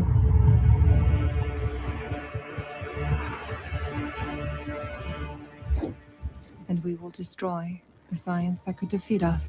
They entered your solar system. Bruh, I had not even seen that. I just seen the caption. Bro, all the deceptions that were needed as the founding, like, groundwork to usher a deception like this all in one, right? So they came to our solar system, and then they found the brightest minds, the brightest scientists that were studying how the world worked at a fundamental level that would be quantum, right? The smallest scale that makes up all the other scales. I mean, it's been so obvious for so long that the quantum realm, that is how they're going to shift the public narrative away from materialism, and they're just going to paint it as scientific discovery. Oh my gosh, we found out that there are dimensions, that there is a metaphysical component to the world, etc.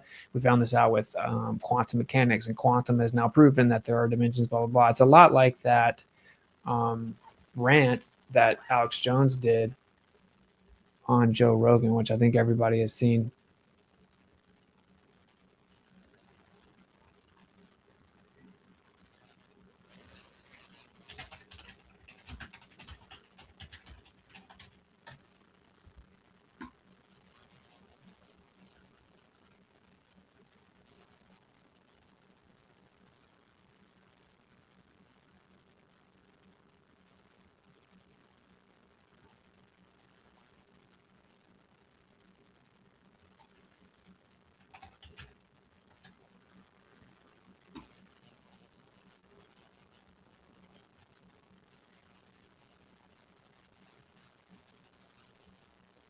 Joe, why is it got to be a humanoid? Why? Because if you make it a few percentage points another animal or another creature, it's a gray area. There's no human rights. You have an animal rights movement. You have a human rights movement. There's no alien movement. Right. Aliens are real. They're creating human animal hybrids that are a new creature never here on Earth. It's alien. So the aliens are already here. AI is alien. The chimeras are alien. Aliens are already here. So you're saying they're making these human animal hybrids so they could harvest tissue from them? That's just level 1.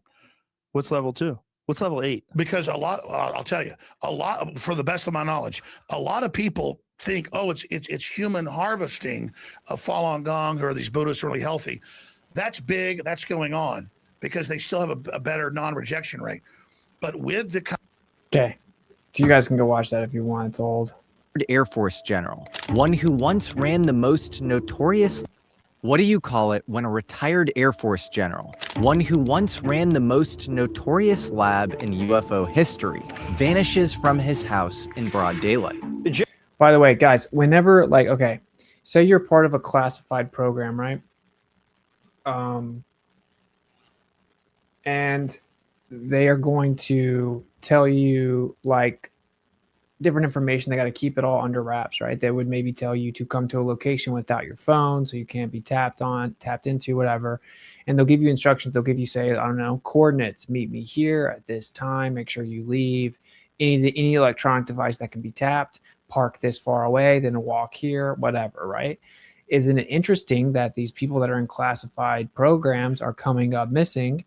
And they're like leaving their wallet, they're leaving their phones, they're leaving their Apple Watches, like they're not bringing anything with them that they normally would bring. That's kind of how that would work if they were being told to come have some type of classified meeting and they were some type of classified asset, right? I mean, that's just like fundamental, very basic logic. Like everyone's phone is tapped, right? No one's immune to that, including like scientists that are in some type of classified program. And they could just take you out. And this is why you would never want to get in bed with the government or the military like that, right? Like I knew this at 17, you know, and they're trying to make it sound so good. I'm like, what? No, why would I ever want to do this? And I was going to play on a football scholarship anyway, but it was weird. It was like, I could tell the person talking to me had no idea what they're talking about. If you got in a program like that, you're cooked. How do you escape? How do you leave? Like how do you know they're not just going to take you out? And I do think that these people are very likely being taken out, but it's just the reason is not what everyone is saying. The reason that these people are being taken out is so that people will think that it's because they were all the ones that knew the truth of what was really going on, and that because Trump is now talking about releasing things, they're trying to get out ahead of it and take out the people that knew what was going on, right? And one thing's for sure, it's a way to get everyone interested in the story. It's like a crazy storyline, like all these scientists are being killed back to back to back that all worked on stuff in this same field of like UFOs, of like anti-gravity tech, of like, you know, advanced quantum, the true nature of the realm, etc. Right? Like energy devices, whatever. Very high level classified physics within the government, or talking heads that talk about a lot of these supposed classified secrets about those topics. And now it's pumped all over the mainstream news, and the government comes out and says, we're going to investigate it to make sure everyone's looking at it. When they do that, that's when you really need to pay attention. You can go through life detached from the matrix, you know, and be 100 times happier, right? But there are times you got to pay attention. And when you know you need to pay attention is when they're doing something that they're trying to get everybody to pay attention to, like COVID, that applied to everybody. So when they're trying to get everybody, even like the most like low tier kind of normie asleep in the system person, aware of something, that's when you got to be on the lookout, right? Whenever they can get everyone across the board to agree to something, to believe something, to pay attention to the same thing, to act the same way, to follow the same rules, that's when they make the major moves, right? That's just like how COVID was. So it looks like that's what they're doing with this. And it's pretty crazy, honestly. General was involved with the Pentagon's most advanced aerospace research. When the NASA material scientist behind a breakthrough rocket engine alloy disappears 30 feet from her friend on a hike. She was right behind them, 30 feet behind them, and then she disappeared. When one of MIT's top plasma physicists is gunned down outside his own front door. This many top scientists getting killed or going missing in just under a year looks like a major red flag. Who were the first people the Israelis killed in Iran when they went in? The first thing you do is kill your scientists. It's the kind of thing that sounds like the Chinese science fiction book, The Three-Body Problem. A world where scientists don't just make discoveries, but become the front line of a war they don't even know they're in. A world where the future rests on some of the most important minds on Earth, and those minds start disappearing. Except here, the names and the people behind them are real. CS went missing after taking lunch to her teenage daughter at a cafe in Taos Plaza. What we're looking at might not just be geopolitics in the dark or pressure coming from nation states, but from an unseen force shaping our timeline from somewhere above it, and a hidden struggle over who gets to control humanity's next leap. Or maybe none of these cases are connected. It's really sensitive stuff, and I'm not a big believer in coincidences. So tonight we're following the trail through missing scientists, murdered physicists, defense world gatekeepers, in the strange shadowland that forms wherever advanced knowledge becomes too dangerous to leave walking around.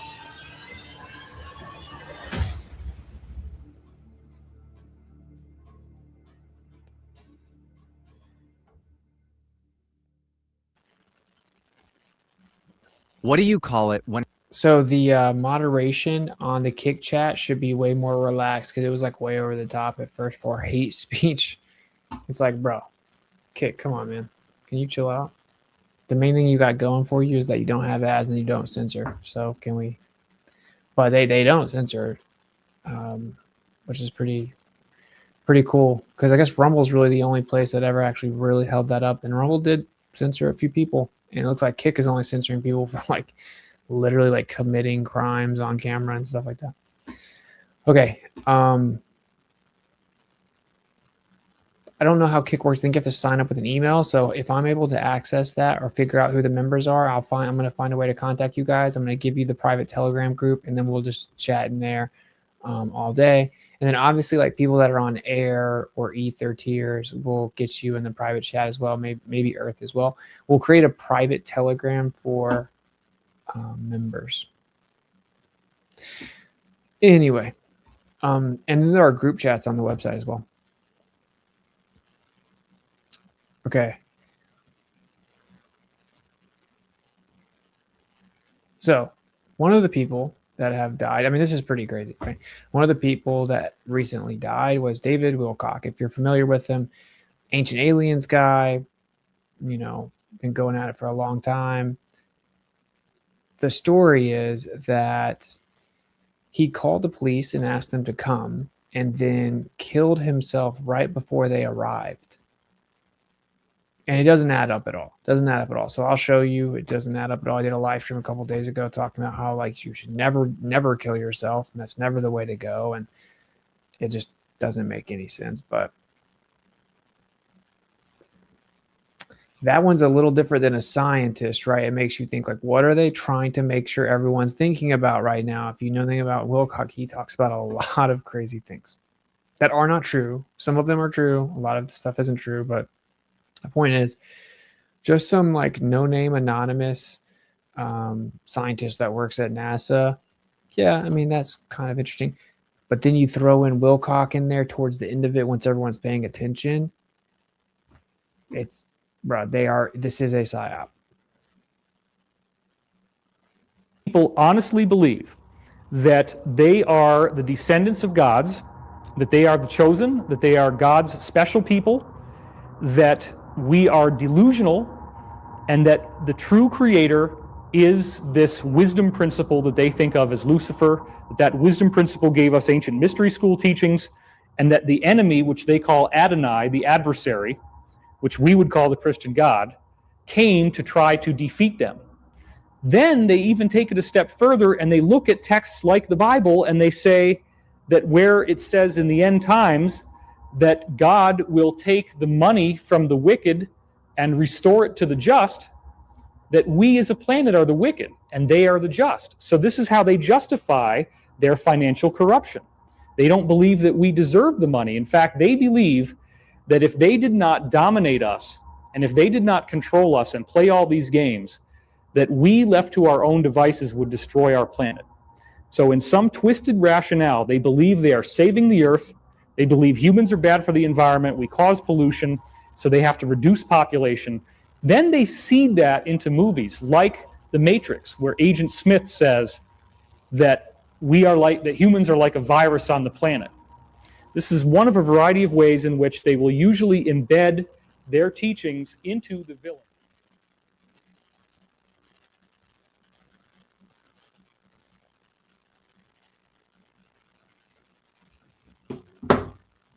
Okay, let's do this.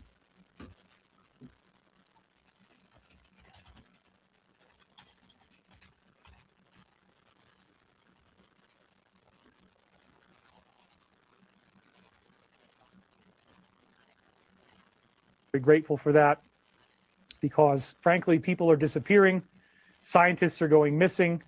Now they're saying they're going to investigate this. The president himself is saying they're going to look into this and see if anything's going on.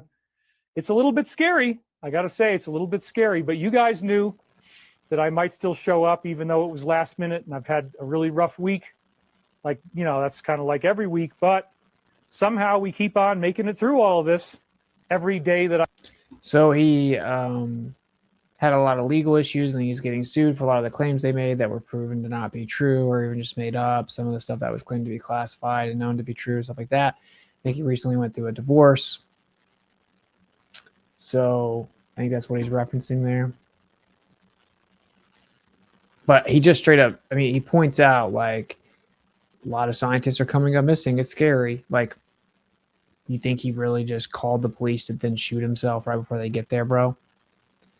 And I will say, and I'm not big on fear porn. I don't like to scare people. I like, you know, bro, I've had some pretty crazy experiences and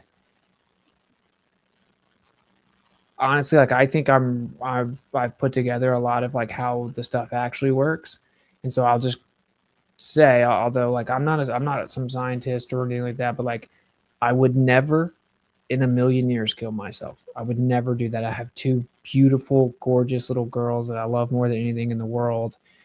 I currently miss more than anything in the world. I would never, ever in a million years do that. Okay. I don't take any drugs. I don't do anything dangerous. I don't break the law. I would never hurt myself in any way. Okay. So.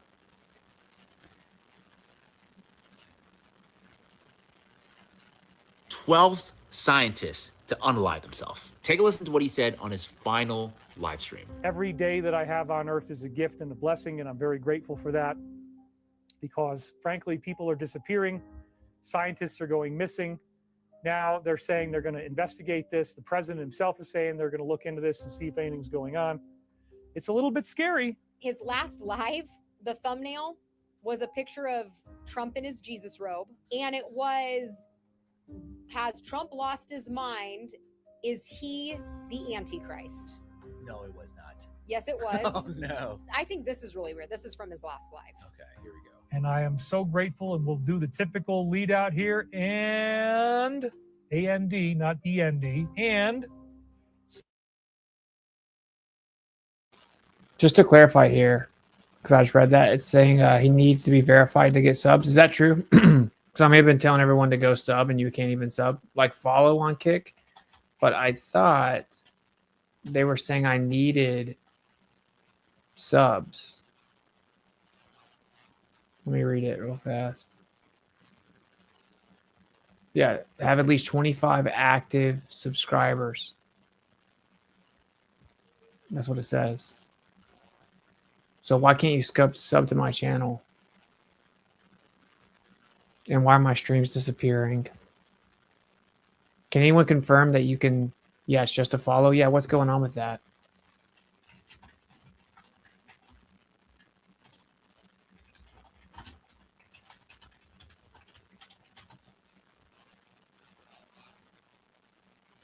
You must achieve creator status, usually 75 followers and 5 hours of streaming then set up. Oh, so I maybe don't have it set up. Okay, whatever. So I said you have to connect to Stripe and stuff. I don't know. I'll set it up later. Dang, maybe that's why they didn't approve me. They're like, bro, you don't have anything set up at all. You don't even have any subs. Scene. I mean, I don't know. So, like, the bigger question is, like, what is actually going on? Whether these people killed themselves, they were killed, is like, what are Why? the secrets of why? On February 19th, Trump tweeted out, based on the tremendous interest shown, I will be directing the Secretary of War and other relevant departments and agencies to begin the process of identifying and releasing government files related to alien and extraterrestrial life, unidentified aerial phenomena, UAP, and UFOs, and any and all other information connected to these highly complex but extremely interesting and important matters. God bless America. And what is your takeaway from that particular message right there? It's right? Jeffrey Epstein 2.0.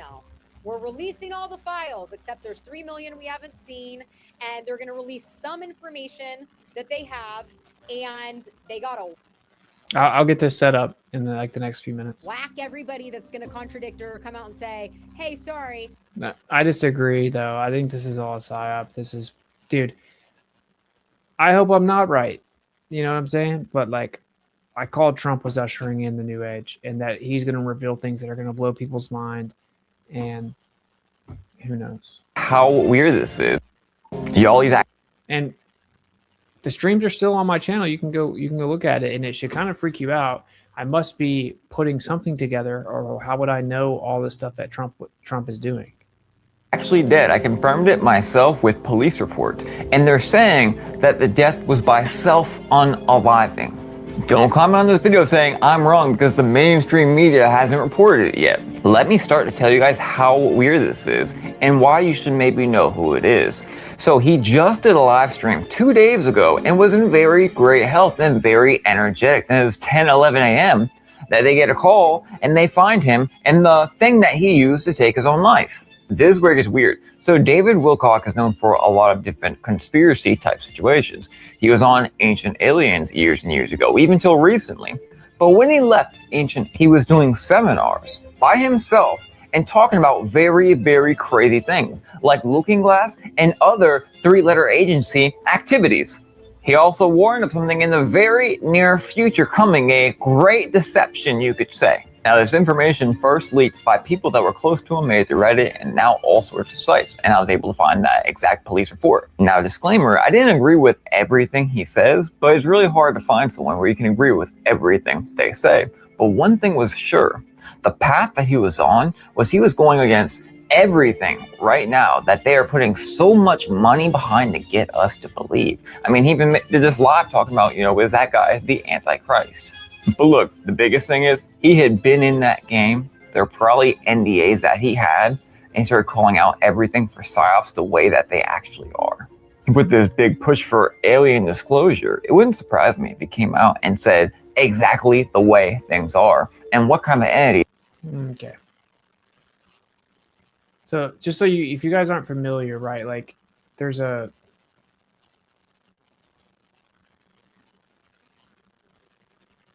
I'll just find it. I bookmarked it earlier. It's weird, bro. Like it's creepy. His last stream, it makes no sense that he would kill himself. He specifically talks about how that's like never the answer, and it's just really weird.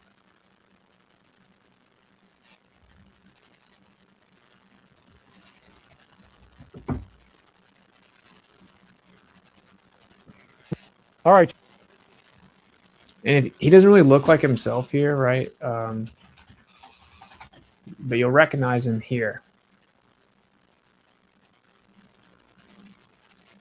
I thought I had a big forehead, man. R.I.P. Obviously. RIP. And one thing is for sure, I mean, he did expose a lot of esoteric truths. He really did. He just, I would say, he was just off with his interpretation overall, like drastically.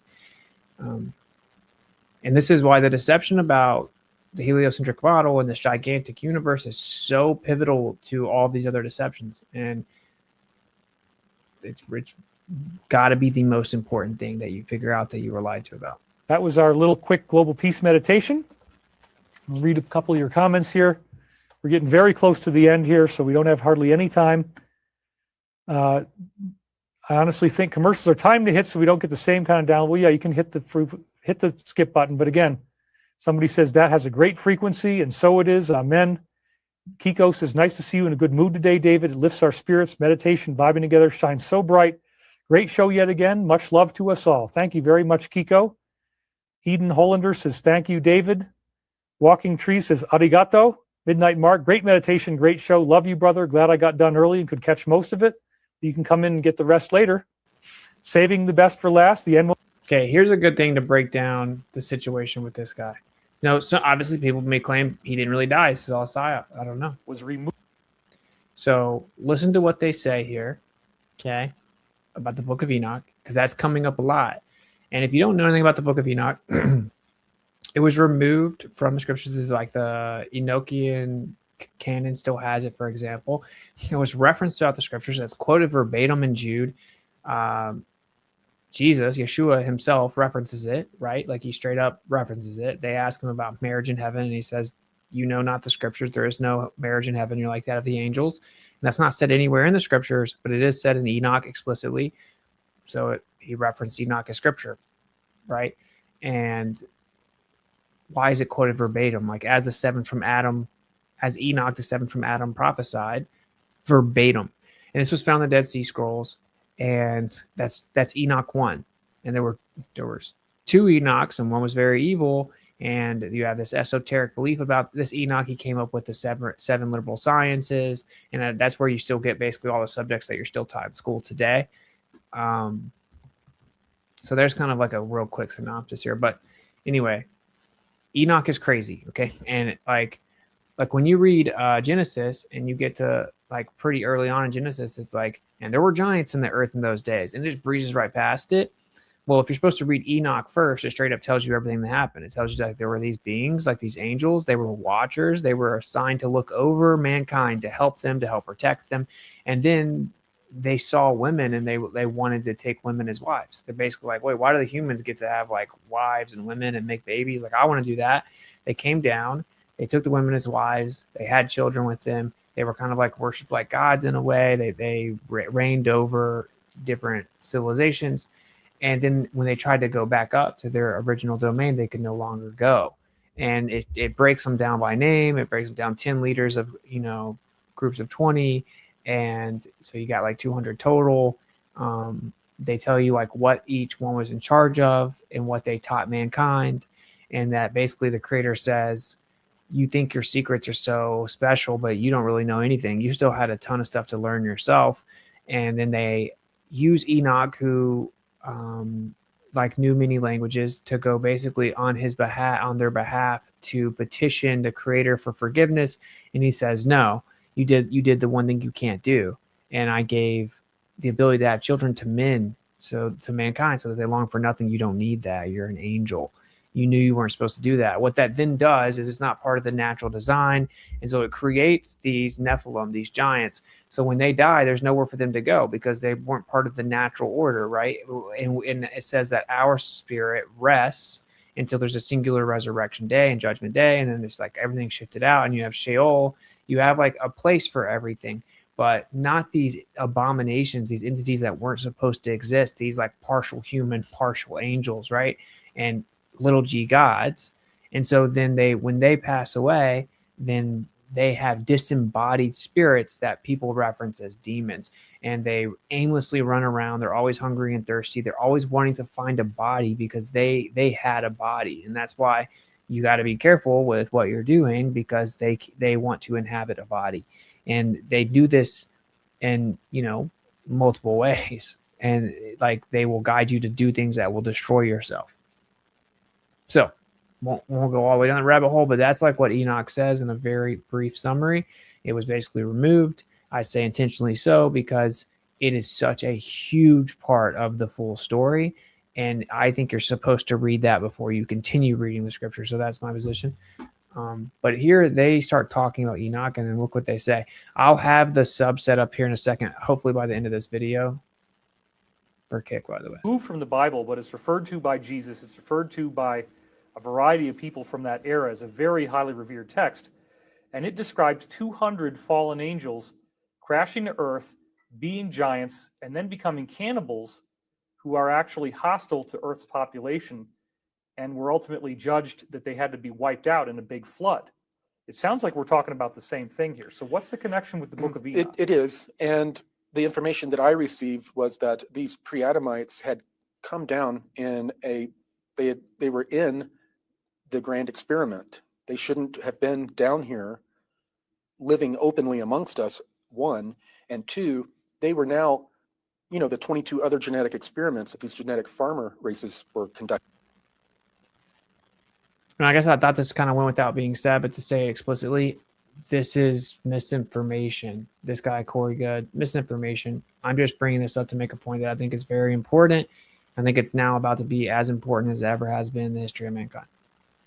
Down here, this pre-Adamite group started co-opting it and interfering with it, so they had to be dealt with. And just in case somebody's jumped in and they didn't see those episodes, you described that when the protective grid went down 500,000 years ago after the planet blew up and became the asteroid belt, that we then have right away these so-called genetic farmer ET races that are then able to get in immediately and begin taking DNA from all over the galaxy and tinkering with Earth DNA.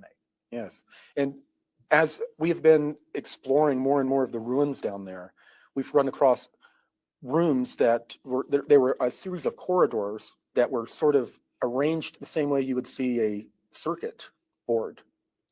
And they were made out of a gold copper alloy that had weird kind of circular carvings in them that they said were not for people to walk through. It was obviously for channeling large amounts of electricity. Not far from there, they found the genetic labs where they found all these different types of beings in different stages of being developed. And I did confirm that it was partially technological, partially biological, how they did these genetic experiments. They would create a zygote or whatever, and then implant it in a human or another animal, have it grow, and then that's how they incubated them. They didn't have all of their technology. They were in survival mode from the moment they crash landed. They had to cannibalize all of their technology from the inside of these craft, these big motherships. There's huge areas where stuff's just been ripped out. If they're trapped on Earth because they've crash landed, but then you say that there are craft that were found inside that can be flown around, doesn't that mean they could have left Earth and gone anywhere else they wanted? Well, yes, they could in the craft, but everything that all of what they had left of their society was now down here on Earth. And these craft are not long haul vessels.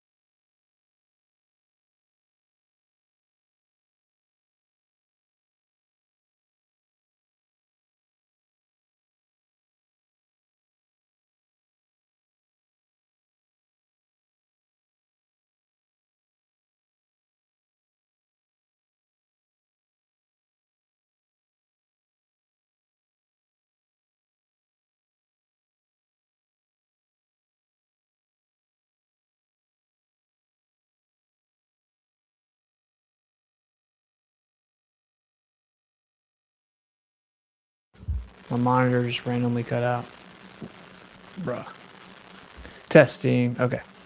Yeah, that was wild. It literally just cut off. So, okay, that's obviously just totally not what it is. That's not what it says at all. I just made that up. Enoch was just a person, dude. He was like a real human.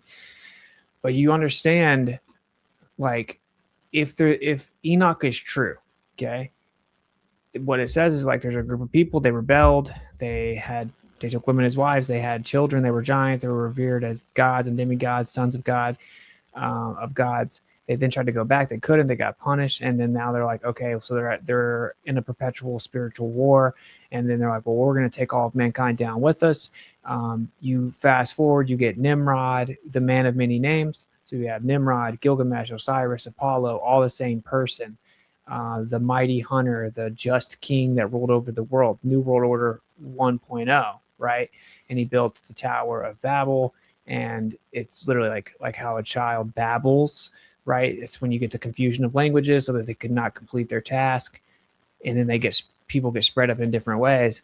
You fast forward, they want to do it again, right? We're going to have a World Order 2.0, and it says it was the king that was and is to come again, appeared to suffer a mortal head wound. In another one of the texts, the apocryphal texts that were removed, we're told that Nimrod is beheaded.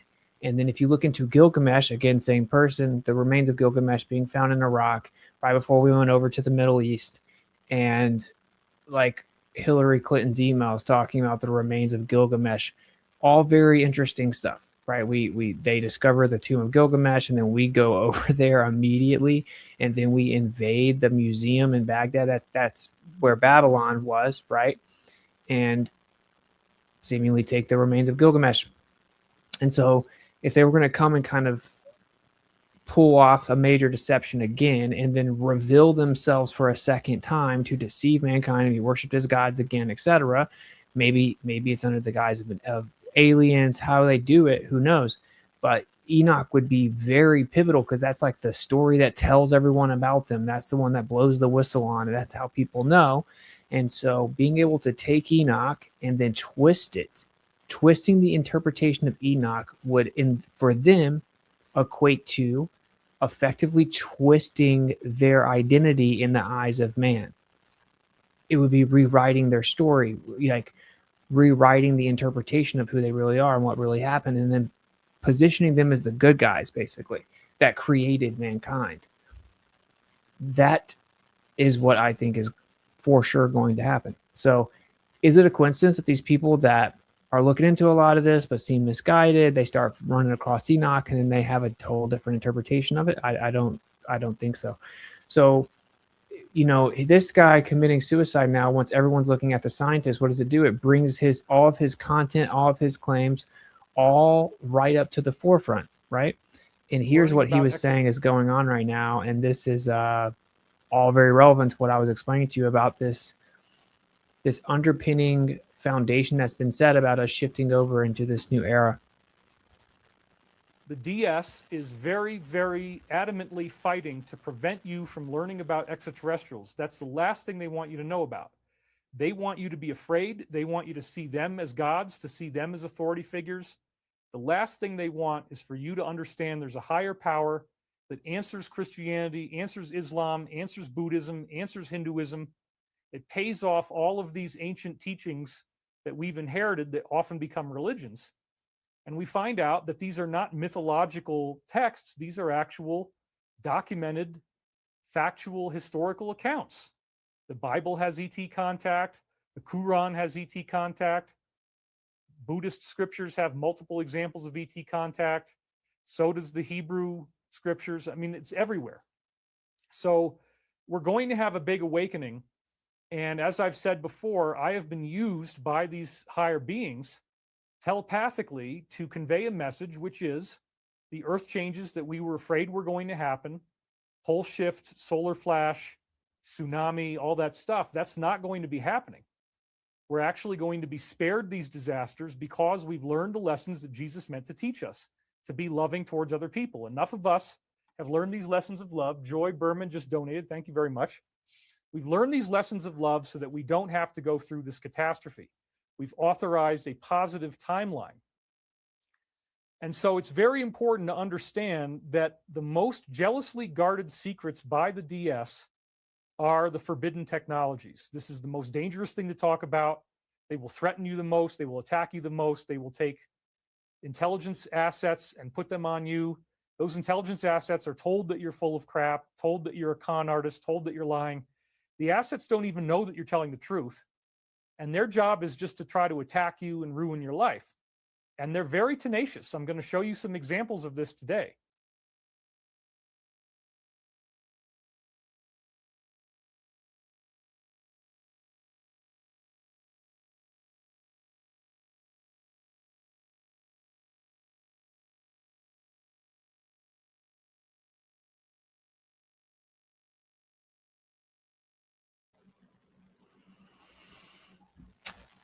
Bruh.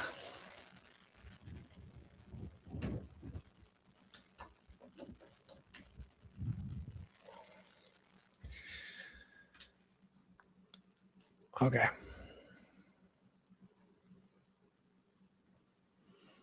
The whole verification for Stripe was a disaster. All right. So I'll show you one more. I want to show you his stream is just wild. I don't know why it's not just popping up. His most recent stream.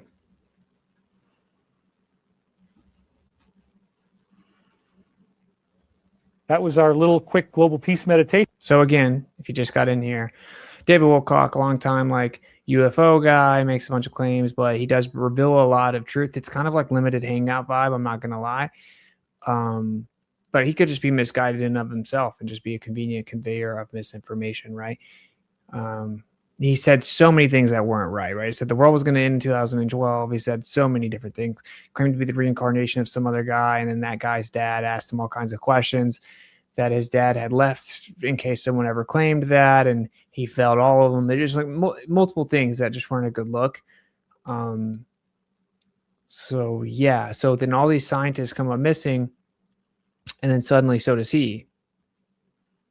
So then when everyone's paying attention, now he gets thrown into the bunch as if what someone then thinks is, wait, is some of the stuff he's talking about true then? Why they have to take him out?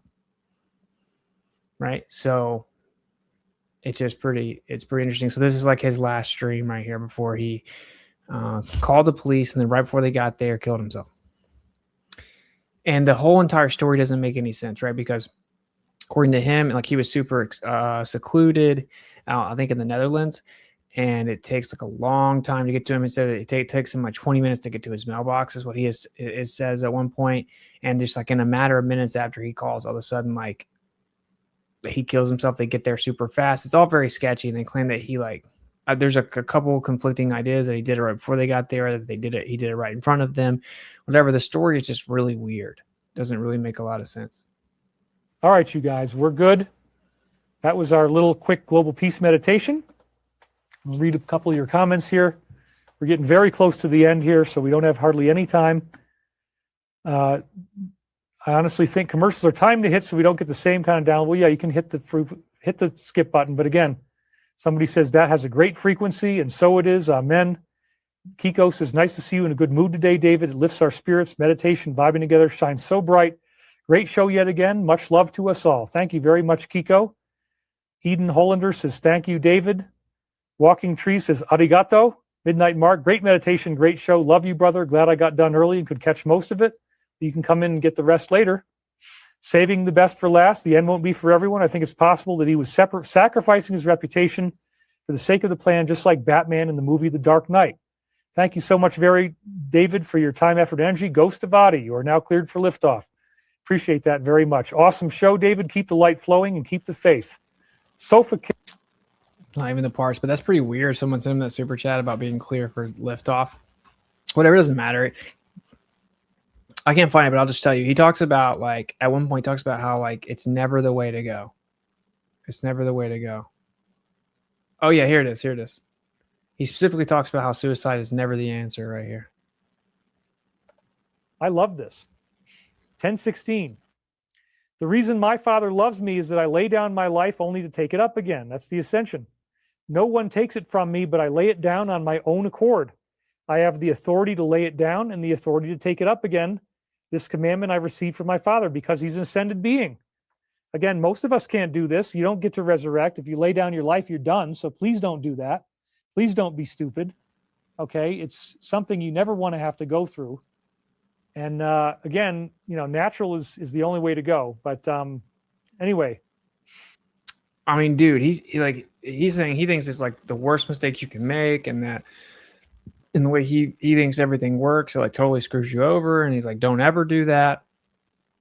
What are the odds that like 2 days later he does it in a super sketchy story? Why would you call the police and then kill yourself? Unless you were scared because something was going on, you were freaked out and you called the police and then you got killed, and they don't get there till much afterwards. And then they say like they looked around, they didn't see anybody, and they call it a suicide immediately. Very sketchy, bro. And think what you want to of him. I would like to think that if suddenly there's some claim I killed myself, that people would like call BS and look into it, because it's so easy for them to do that. Anyway, I think we're good on Kick now. Can anyone go verify that you can sub? And if you can, will you show me some love and sub on Kick so I can meet the minimum requirements to get verified there? I think that we're good on Kick. And if you sub to Kick this month, then I'll throw you in a private Telegram. But I'll be in there daily, and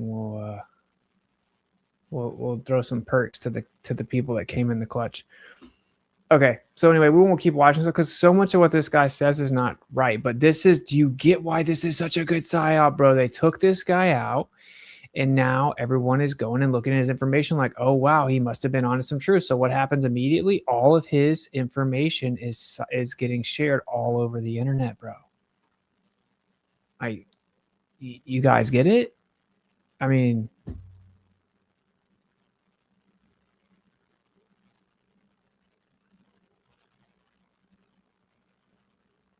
We're not going to keep watching him. You can go check it out next. You want to see more of him, but it's like, whew, man, it's not good. Not seeing the sub button.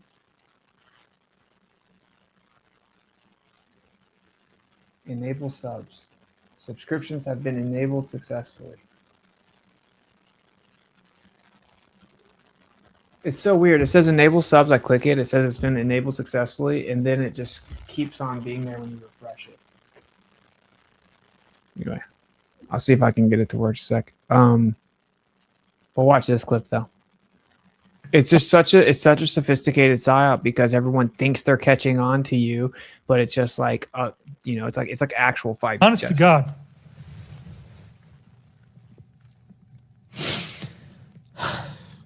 This is true, folks. You need to stop this shit. Some things I don't mind talking about. I don't like talking about this. What the hell are you doing, dude? You're going to lose. You're not going to win. It's inevitable. We already know because the future timeline is fixed. This particular timeline that we're on leads to your defeat. There is no getting around that. You are not being in integrity, but you don't care. But if you don't do this, we are screwed, man. You think this is all natural? You think nobody's coordinating any of this stuff? You think I want to talk about this? You think I want to be up here on this fucking camera talking? So he's talking to like the bad guys. Can you guys check the subs now? I think we're good now. I think it all just updated. I think we're good on Kick subs. Yeah, he's been around for at least 25, 30 years. Yeah. But, I mean, what a convenient time to take him out, right? He's talking to Corey Good. Oh, okay. Yep, I see subs. Let's go. Sub to a brother on Kick. And I can see all the Kick chats. This is fire. See Too Far, B World, Sacred Garden, Jay Sessa. Great to see you back, buddy. You're an inspiration. Keep your chin up, bro. The world is a better place when you're actively engaged, involved in the Discord. Godspeed, brother. Thank you, man. Probably have to wait for server to catch up. Yeah, it's all good. We got it figured out. I had to go do it on a different browser. Yeah, they killed him. Now what? Well, I just explained that. I just explained what, right? We understand that this guy is wrong about most of his claims, so then we need to figure out why would they kill him. It seems obvious. They take out all these scientists. That story starts to come out. And then let's just see what Trump said about it specifically.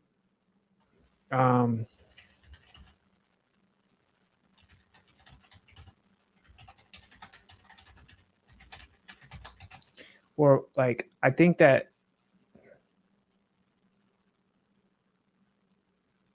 stuff, nuclear material, aerospace, they've all gone missing or turned up dead in the last couple months. Missing scientists with access to classified stuff, nuclear material, aerospace, they've all gone missing or turned up dead in the last couple months. Based on what you've been briefed, what do you think is happening here? And do you think that this is connected or totally random? Well, I hope it's random, but we're going to know in the next week and a half. I just left the meeting on that subject, so pretty serious stuff, but we're going to be now. Hopefully, I don't know, coincidence, if you whatever you want to call it, but some of them were very important people, and we're going to look at it over the next.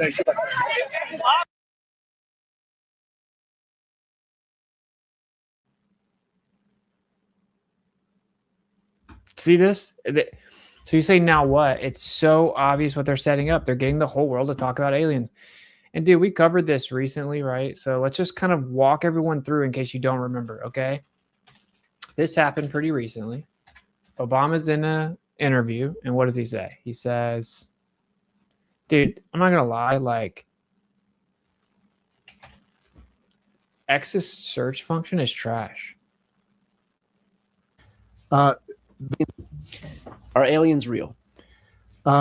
They're real, but I haven't seen them. And are aliens real? They're real, but I haven't seen them, and they're not being kept in what is it? Area 51. Area 51. Okay, so he says that they're real. So then Trump's asked about it on Air Force One, I think, right here. Obama said that aliens are real. Have you seen any evidence of non-human visitors to Earth? Well, he gave classified information. He's not supposed to be doing that. So aliens are real? Well, I don't know if they're real or not. I can tell you, he gave classified information. He's not supposed to be doing that. He made a big mistake. He took it out of classified information. No, I don't have an opinion on it. I never talk about it. A lot of people do. A lot of people believe it. Do you believe it, Peter? Well, the president can declassify anything that he wants to. So if you want to make an announcement, I may get him out of trouble by declassifying. So there you go. What does he do? He comes out and he says to declassify the information. This is all scripted, obviously. to begin releasing government files relating to UFOs and unexplained aerial phenomena. And I figured this was a good crowd because I know you people, you're really into that. I don't know if I am, but so I'm pleased to report today. I thought I'd save it for this crowd because you're a little bit out there, you know, a little bit. That this process is well underway, and we found many very interesting documents, I must say. And the first releases will begin very, very soon. So you can go out and see if that phenomena is correct. You'll figure it out. Let me know. Let me know. There you go. So now what happens is Congress starts talking about releasing these documents, and they're going to start releasing shortly. And then you have this. Disappeared in the last few, either just vanished or disappeared in the last few years. So we hope we'll break this down for you. We put this together. The cases span from July 2023 to now. In some, deaths remain unexplained or lack full public detail. In others, sudden disappearances with few answers. So check out some of these cases. Most recently, retired Air Force General William McCaslin vanished in February. He walked out of his Albuquerque home, leaving behind his phone. Previously, he oversaw some of the Pentagon's most advanced aerospace programs. Then check out this case also in February. Astrophysicist Carl Grillmere, who worked closely on NASA missions, was killed outside of his home. Police did arrest a suspect in that case. And the guy that killed him was seen outside of his yard, outside in his yard with a gun, like a month or so before. He successfully deterred him, made a report, and then they didn't do anything. A month later, he actually kills him. Then 8 months earlier, U.S. rocket scientist Monica Reza disappeared while hiking in California's Angeles National Forest. Records show she worked on advanced aerospace materials. I spoke to Congressman Eric Burleson, who's calling for an FBI investigation. Well, these were not ordinary citizens. These are some of the most advanced scientists that are working on some of our most critical nation secrets. This has all of the hallmarks of a foreign operation. And so, bruh, it's for sure our government, for sure. This is something that we need to be investigating. And Dana, so far, no local authority has publicly connected these mysterious deaths and disappearances. We did reach out to the Dude, once you like unplug from the Matrix, just the tonality of these people drives you insane. FBI last night, who told us they have no comment. The FBI has no comment. Okay. So then there's this girl, and there are people saying she's just crazy or whatever. She's in Huntsville, Alabama. If you don't know, it's like the best kept secret ever. That's where they did everything, right? And if there's like a list of the first places that they would hit if an enemy were to attack the U.S., Huntsville, Alabama is in the top 3. I've been there when I went on tour. I visited. There's a guy named Aaron that lives there. He met me. He told me what was going on. Werner von Braun lived there. His babysitter for his children were there. He had met her. I was like possibly trying to set up an interview with Werner von Braun's babysitter, as in the babysitter he hired for his children. It's like where everything in terms of like NASA and rocketry and all this stuff went, but it's like under wraps. No one really knows about it, right? And you're like, oh, it's the middle of nowhere, a bunch of hicks. What do they know, type of thing. This girl died a little while back. This is a pretty crazy story. She was constantly telling our friends, if they say that I died, if they say I committed suicide, I would never commit suicide. I'm getting all kinds of weird threats, and this is like a whole, you could dive all the way into this girl. I've watched a decent amount of it. Basically, she claims that her father's one of only 5 people that discovered anti-gravity and worked closely with NASA, and that he left her a lot of the information, and then she was going to try to publish the information, that she started getting all kinds of death threats, and that they would go through her house when she wasn't there. There was a story about when she was with her ex. She asked him to go out to the mailbox and see if there's anyone sketchy or anything around. There was like a Lexus in the not so nice neighborhood, a new Lexus parked over in the parking lot, and they noticed it. And then the guy got out and changed his license plates like right in front of him. And I really don't like when people just like gaslight people and act like they're crazy. And I don't know if you're familiar with gang stalking. I'm not saying I know anything about the situation. I wasn't there. I was followed by the federal government when I went on tour. I know exactly how this works. I mean, they instantly put somebody on me. I went in front of the White House and I started talking about Freemasonry. I went in front of like the Washington D.C. Freemasonic building, sat out there with the microphone. I walked in front of the White House for hours for a couple days in a row, like exposing everything, exposing FE, exposing them lying about space, exposing like these esoteric families and the occultic belief systems, and the true history of the United States and why there were 13 colonies, because there were 13 dismembered parts of Osiris. And that's why you have the phallic symbol, because that's the piece that she couldn't find, ISIS couldn't find, and all this. And that's why there were originally 13 colonies. And then the capital, they put a phallic symbol.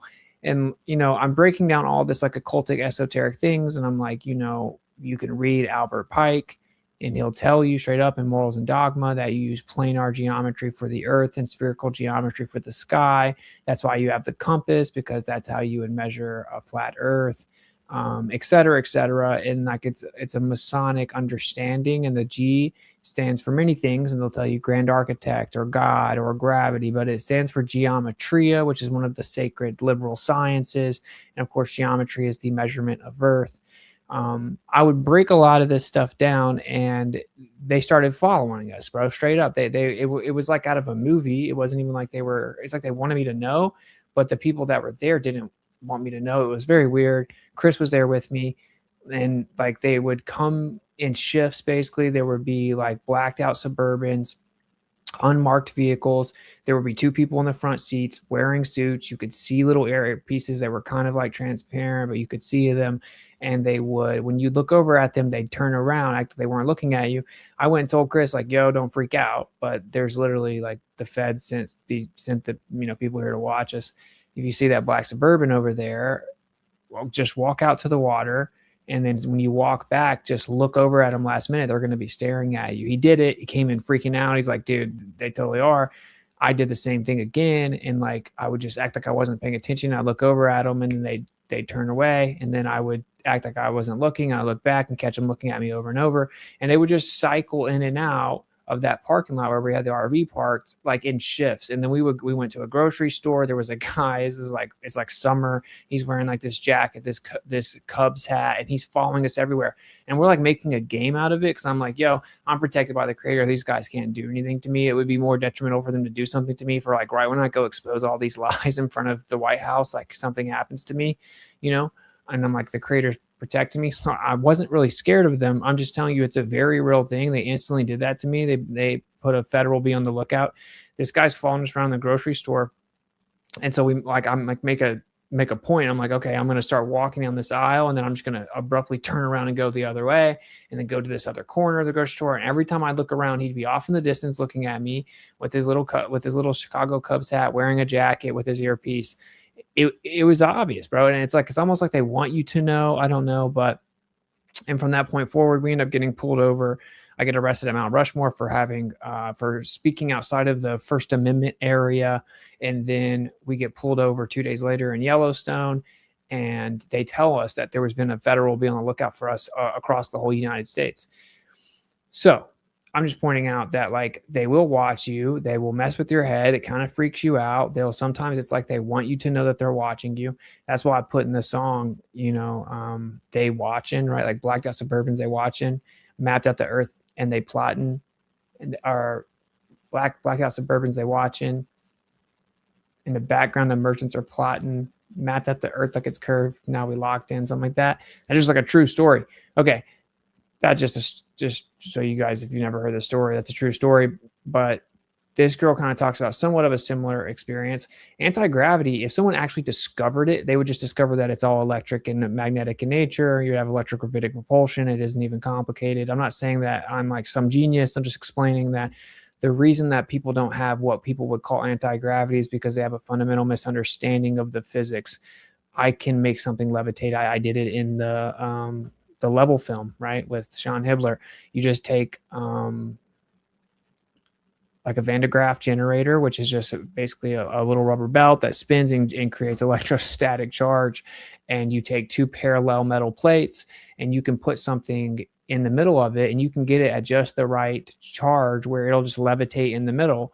Or you can take something that obviously you just drop it, it'll fall to the ground. You can then flip and invert the electric field, right? By taking like the quote unquote negative, quote unquote positive, and flipping them on the plates. And as you spin the Van de Graaff generator, which again is just electrostatics, then it will just make the object float up to the top.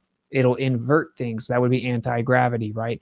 And so and now the crazy part about this is that requires two parallel horizontal surfaces.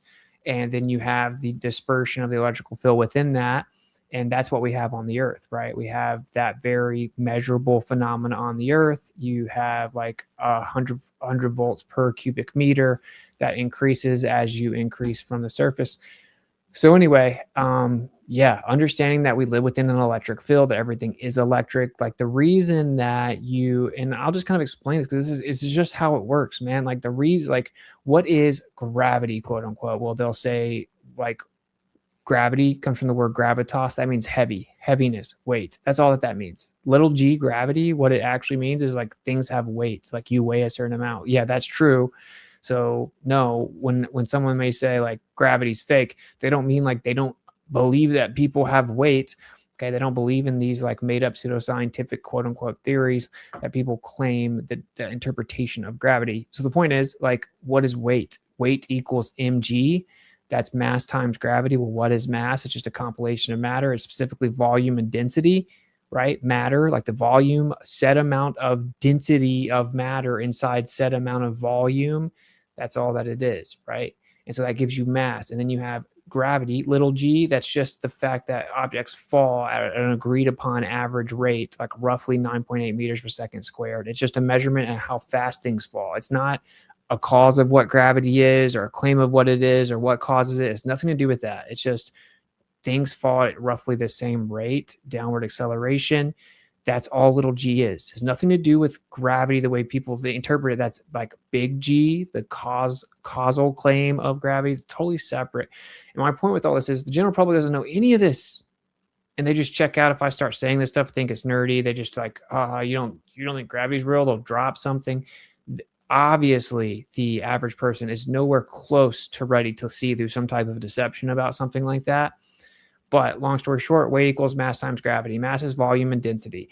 And then G is just downward acceleration. It's the effect. It's the phenomena. No one's disputing that. We're trying to figure out the cause. If you look at what is volume, since we're looking at what's the cause of weight, i.e. gravity, the fact that things have weight, and then mass is volume and density, then we need to figure out what is density, right? Because if we figure out what's the cause of density, we've just now figured out, because that's the very first step. That's the foundational component of weight. So if we figure out what's the cause of density, now we're going to figure out what's the cause of causing things to situate, up and or down, and to seek equilibrium relative to its environment, just like a ping pong ball or golf ball and water. That's obviously density, right? We can all understand that. So if we figure out what causes density, then we figure out what causes gravity, quote unquote, or the fact that things fall to the ground and have weight. And so if you were going to try to reverse it and have anti-gravity, then you would need to know what it is. It's very simple, right? What is density? It's the amount of compactness. It's the compactness of matter. That's all it is. It's how compact the matter is in set amount of volume. Right. And then that gives you mass. So the primary causal agent of that equation, right, of weight, which is again what gravity means. Gravitas means heaviness or weight. The actual cause of density is whatever is going to hold that matter together with a certain compactness, right? So whatever is at the most fundamental, foundational component of the matter that's holding it together, that's what's causing all of this, right? That's electrostatic charge. All molecular and intermolecular attractive forces are electrostatic in nature. That's a quote from Purdue University. It's just a well-known fact, right? So quote unquote molecules, it's a model, but the point is that if we start to look at like the microscopic level at matter, like it isn't just like a uniform composition of something that's solid, right? It has like constituent parts. It has these little components of movement that comprise it. It's crazy, right? And so then you have like a congregation of this energy within that matter, right? People call them molecules and that they're made up of atoms. Again, that's just a model. That isn't the point though. The point is that it's all held together with electrostatic charge. You can quite literally change matter by manipulating the internal charge of it. So very simply, the building blocks of all of the material world is electric. It's electrostatic. That's what holds things together. Well, what do you know? When I go take an object that falls to the ground, I can then manipulate its environment with electrostatics and make it float. So some people are like, well, why don't you have floating cars then? It's like, okay, well, do you know how much electrostatics you would have to use to float a car? Because I'm floating like a little feather or a speck of paint or little like filings of iron. And this is a small everyday Van de Graaff generator, right? You could have bigger ones, but it would have to be enough charge to kill you 100 times over to do something like make a car float. But you could, because physics always scales, like we talked about earlier, right? And I think that this is very digestible if you just think about what I'm saying. And if you have a ping pong ball and you drop it in water, it's going to float. If I have the world's biggest ping pong ball and I throw it in the ocean, it's still going to float, because physics scales. It doesn't matter what scale it is. If there's a principle of physics, it's true always at all scales, okay? The same is true for electrostatics. So everything's fundamentally electric. There is no exception. It's the building block of existence, literally. And then they try to come up with these quantum mechanic models, and they're like, no, what about a neutron? What about a neutron? You still claim it has an elementary charge in this foundational component. What about a quark? All of it has elementary charges because everything is electric. And that's because electric is an intrinsic property of anything that shifts out of ether, its original state, and then ether is just pure rest. So like the non-visible medium before you get energy and matter is just the ether, perfect rest, inertia, unchanging. That's all that means. It's not changing. It's perfect rest, right? Equilibrium. And then when that ether is knocked out of equilibrium, that's when you get stuff like electrostatics, which is, previously referred to as dielectric more accurately. And then you have electricity, you have magnetism, you have light. All of these phenomena are just different modalities of ether. Okay, so very simply, everything's electric, bro. Everything's electric. It's actually insane and asinine to think that gravity isn't fundamentally electric. Literally everything is, So of course you could have some type of anti-gravity machine. It would be electrogravitic propulsion. And gravitic just meaning offsetting weight. So they're like, let's just demystify all the pseudoscience. It isn't insane. Like it isn't some like the normal person could never fathom it. And only these people in lab coats at the top of the priesthood. No, that's not how any of this is. Like everything's electric, bro. It's pretty simple. Okay. They would trust me. They know that. I can guarantee you that the most efficient weapons that the military has are electric. I can guarantee you. And the most efficient forms of transportation that the military has is electric. And when you get into like nuclear energy, it's very interesting because you're figuring out what nuclear is, right? And it's like pressure mediation. Everything is fundamentally pressure mediation. I don't dispute nuclear energy, and people will say it's just steam power, but what's the foundational causal mechanism? It is very interesting, right? And that's when you get into the whole psyop of us being lied to about nuclear bombs and stuff. And I could go on into like 20 different topics here, but for these scientists to be involved in nuclear energy, to be involved in quote unquote anti-gravity, to be talking about UFOs that supposedly defy our interpretation of material sciences today, yeah, the pseudoscience mainstream definition of it, sure. Okay, so the fact that the world has been so brainwashed by all of these subjects, and the truth is actually much simpler, much more coherent, much more logical, applies perfectly at all scales, and it works on all scales, and that everything makes sense. It isn't like, oh, well, quantum is special magic land over here, and it doesn't work with special relativistic magic land over here, and then it doesn't work over here in the cosmic scale, and everything is so complicated and confounding and perplexing, and oh my God, the world is so crazy. It's like, the realm is pretty crazy, right? The way it all works is crazy. Like everything's just a different form of the same primary element. That's pretty wild, but it's also very simple. And everything's just trying to seek equilibrium. That's it. If you wanted to summarize all of physics, the entire world of physics, it's very simple. All things seek equilibrium via pressure mediation. Very simple. Things just try to equalize. They try to find its position of equilibrium, and it uses energy to do that. Very simple. And that's all the second law of thermodynamics is. So there you go. There's like a bit of a tangent on that. And it's like, it is very frustrating to see it so mystified. And they pulled off a pretty incredible feat. They made people think that these topics are just something they can never fathom, that they can never grasp, and that just simply isn't true. It is like not true at all. And if you look back at the fatherheads of electrical field theory, for example, Nikola Tesla, who brought us the electrical grid we use to this day, he made the AC generator because he was asked to do it. He was basically contracted to do it. And he's like, okay, I'll do this, but this is super primitive, bro. This isn't even like really what we should be using. We should have like endless energy, no loss, right?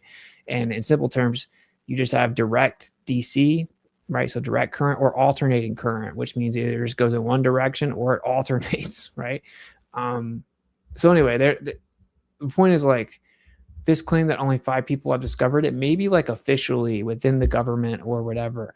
And that's what she's claiming her dad told her. I think that the way that compartmentalization in the government works is that they use like some of the brightest minds with aptitudes in physics to get them to do specific things. And then they flood them with misinformation all around what the actual project is. So if they ever were to leak or be a whistleblower, they would know who it is that leaked because they fed every different individual or independent contractor or whatever, the person that works for the government, their own like fake story. They did this with Bob Lazar, right? Where he's talking about a specific star system that the craft came from. Well, when Bob Lazar then comes talking about that star system, they're like, okay, Bob Lazar is the one that's leaking because we made that lie up for him. That's how it works. So it doesn't mean she's lying if her dad told her false information. Doesn't mean her dad is lying. So that's my position there. And like, I watched enough of this girl to personally, I don't think that she's just making all this up. There's like this narrative going around on X that she's just this crazy person. I don't think so. I don't think she is just some crazy person. I think that, what do you know though? When you dig into this and she's talking about what she claims happened, and we'll let her talk in a second. Well, what she claims happened is that she thought she put it together. She recorded a voice memo on her phone about like element 1105 or whatever, and how it works within her ether theory, and that her phone was tapped and all of a sudden she started getting death threats. And that's pretty crazy, right? I mean, Huntsville, Alabama is like a wild place, right? Like I know someone that lives there. He tells me like, dude, you have no idea. Like this is the spot. And you can kind of tell when you're there. So anyway, that's kind of my understanding of the general idea here. It's not nearly as mystical as people want to think. And I think demystifying is going to be very beneficial for people if they come out here pretending to be some superior source of information or authority. They're not, right? This was known about a long time ago. Again, even the Nazis, they applied ether physics. They called Einsteinian physics Jewish mysticism. They rejected it. They applied ether physics, and then they were far more advanced than all of their competitors. And then they Austrian and German authors got together and signed a petition to ban him because of his mysticism and pseudoscience that was going to like basically like brainwash their children. Okay, let's check out what she has. It's been independently discovered 4 other times. He said it has been suppressed every single fucking time. And he said, I don't think they're going to suppress it this time. He said, I think you're in the clear.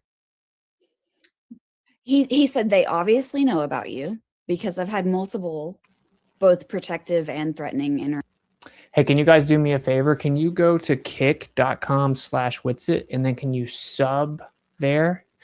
If you could just help a brother out, if you could sub at Kick so I can get verified at Kick, that would be fire. And we're going to finish the stream over there. Sub buttons there now. Let's go. Yeah, if you can help a brother out, that'd be fire. Interactions with various. Oh, and again, like we'll just do this thing where I'll find. I think you have to have your email. There's got to be a way I can like do something with subs, right? I don't know. I'll look it up because I don't want to make promises I can't keep. But as long as I can find a way to reach out to the subs or give you guys a perk or something, then we'll throw all the Kick subs in a private Telegram group. Agency affiliations, whatever. He was like, if you haven't had a U.S. government agent come to you and say, stop, shut the fuck up, stop, shut the fuck up. If that hasn't happened, they're going to let you do it. They're waiting. There are SSP motherfuckers that are fucking twiddling their thumbs. Like, is Amy not going to publish soon? Gah. We've been influencing this bitch forever. Doesn't she know we want her to publish? Jesus. Like, there's multiple people doing that right now.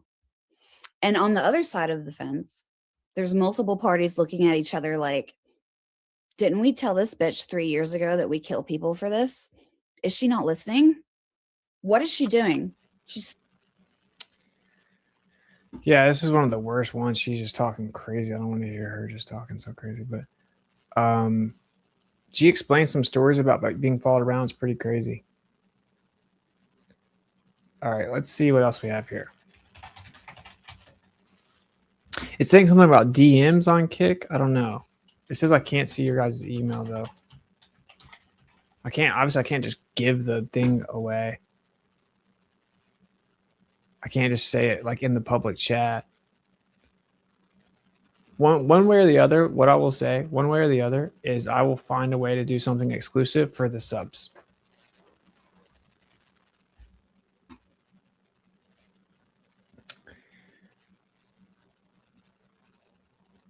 It's just all over mainstream news, dude. We all agree that this is obviously something that it just doesn't add up, right? I mean, she claimed she was getting hit with energy weapons and her hands were burning, right? Based on where she's typing on her table. How crazy is that? It could be a lie, I guess.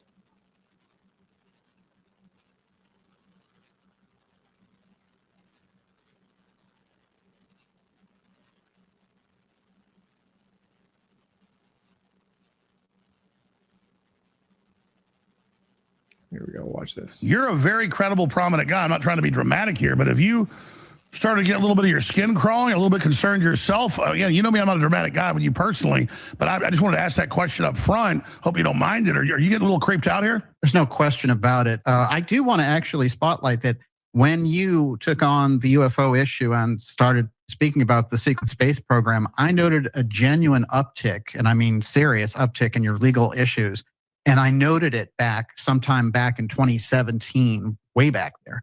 So, I think it's definitely true. And when you put in a brave fashion this type of material, which was very often relegated to the sidelines because they didn't want people talking about these types of things, when you put it in a major platform, then the entire game changes. And they knew I was doing it seriously. I wasn't doing, this guy saw an alien in his backyard. I was trying to do serious stuff. Yeah, well, you were doing the thing which is so missed in the UFO field, which is combining the deep state background. This is often the case that I've brought up, that the deep state researchers know so much more about how the government operates. And the UFO people, they don't have that background. They know about cases, they know about this or that, but they don't know how the government operates. When you put those two things together, it's like a fusion. And that's why all the research that we were doing last year on the missing scientists and all the rest now is before the president's desk. And he's saying, oh, we'll get an answer in the next week or two on this. I hope it's just coincidence. And suddenly they're finding bodies burnt out months or years ago. Suddenly they're finding the dead bodies. We'll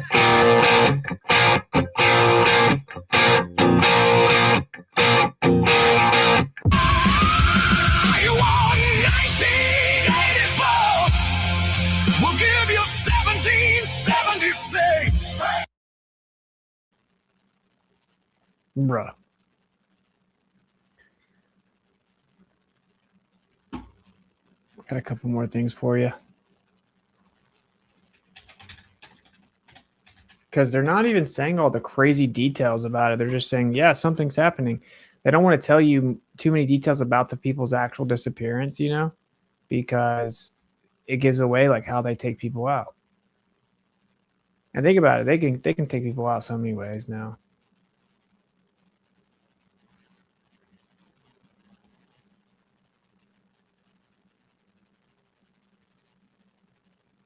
All right, let's see what Rogan has to say about it, I guess. Do you have you been paying attention to this news about these UFO researchers and scientists that are going missing? Yeah. What do you think of that? Don't top doctors go missing. Don't top physicists go missing. Don't fucking astronaut. All these fucking people who are in facts. Power positions. Not even just position of high intelligence, knowledge. Yeah. They go bye-bye. The best heart surgeons on earth. 7 of them were on the same fucking plane that went down. What do you know?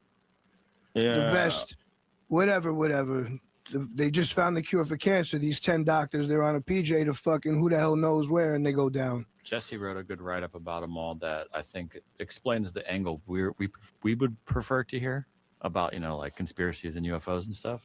So he thinks it's a conspiracy? I or don't he's know that laying out saying the that- yeah. possibility of it being a Correct, conspiracy. and at least from that angle. It's just crazy that all these top doctors and top things and physicists and just like these people just disappear. One of them was a general who's also he's the generals know shit. He's the key. Well, he 'cause was. He was in charge of I think the UFO program. Right. If there exactly. is one.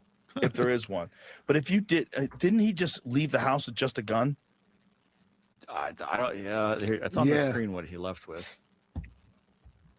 He took a red backpack, his wallet, and a .38 caliber revolver. Left behind his phone. He left behind his phone. And His wife reported him missing within 3 hours. Despite FBI involvement, Air Force Office of Special Investigations, search dogs, drones, helicopters, horseback teams, FLIR sweeps, and 700 canvas households.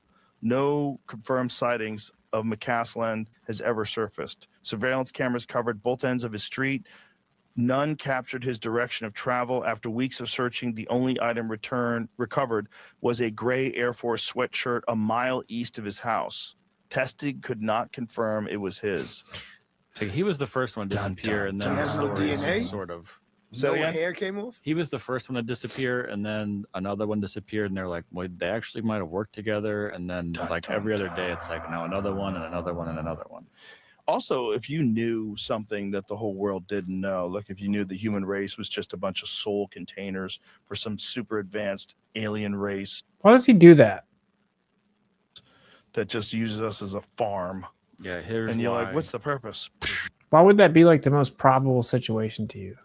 How would that even be in like the top 20 possibilities? Name pops up is because his name was in the. We're jump, all but just that's an the empty emails. body with fucking aliens hosting us.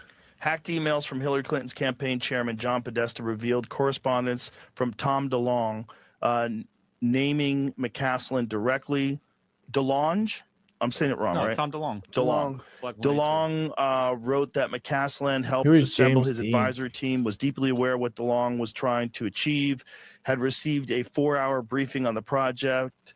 DeLonge added that McCaslin ran the laboratory at Wright-Patterson, where the Roswell material was shipped. But that's all speculation. What's the part? The Roswell material. They keep talking Well, about I dropped out of Roswell and college. this and He that. did There's run so the, much. Why Air are they? Force Why? lab. Why is it always Right like back. Hold on, you can't focused talk on at the that same shit? time. We don't have Sorry, headphones bro. on. Say it again. He did run. It was in charge of the Air Force lab at Wright Pat. That's why it's linked to the Roswell material. That could be the Roswell Right. material could be the part you put in parentheses, Mhm. but he did run that lab.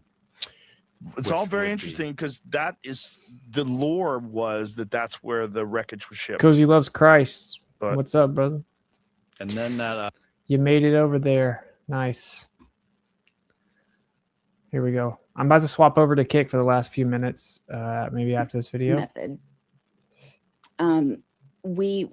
My ex-boyfriend and I realized that people had been breaking into our apartment while we were gone together in the same vehicle.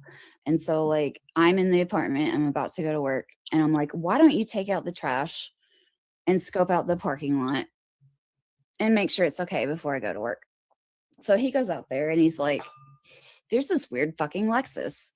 It's like a silver Lexus. This is a shitty apartment. Like, why is there really nice Lexus in the parking lot? And it has tinted windows that are not street legal. Walked back to his apartment. I told you guys this story. You don't have an Uber sticker. It's just really weird. It's for sure she was being watched. Unless she's just making everything up. I can kind of tell when people are just making stuff up. Usually, I don't think that's what's going on. You know. I'll show you this though. Okay, we'll do one more here. I mean, you guys see the overlap with the Book of Enoch, and that's way, bro. If you're not familiar with it, or actually, what I'll show you is.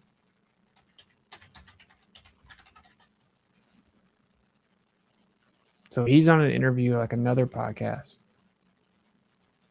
Let's read this first. Is a book, an ancient religious book that was at one point in time included in the canon that was like the Bible and everything like that, but then they decided it was too crazy and they removed it from the Bible. But there's no debate about, like, they decided it was too crazy. No, I don't think that's why they did it, bro. It reveals too much truth, man. From my understanding, the Catholic Church gave a decree to remove it from the face of the earth at one point. whether or not it was actually a religious text that coincided with the Bible, and it appears in the Dead Sea Scrolls. It is the craziest shit. It's the craziest shit. And I'm getting AI I go, tell me what the nuttiest stuff. So I ran it through. What did it say?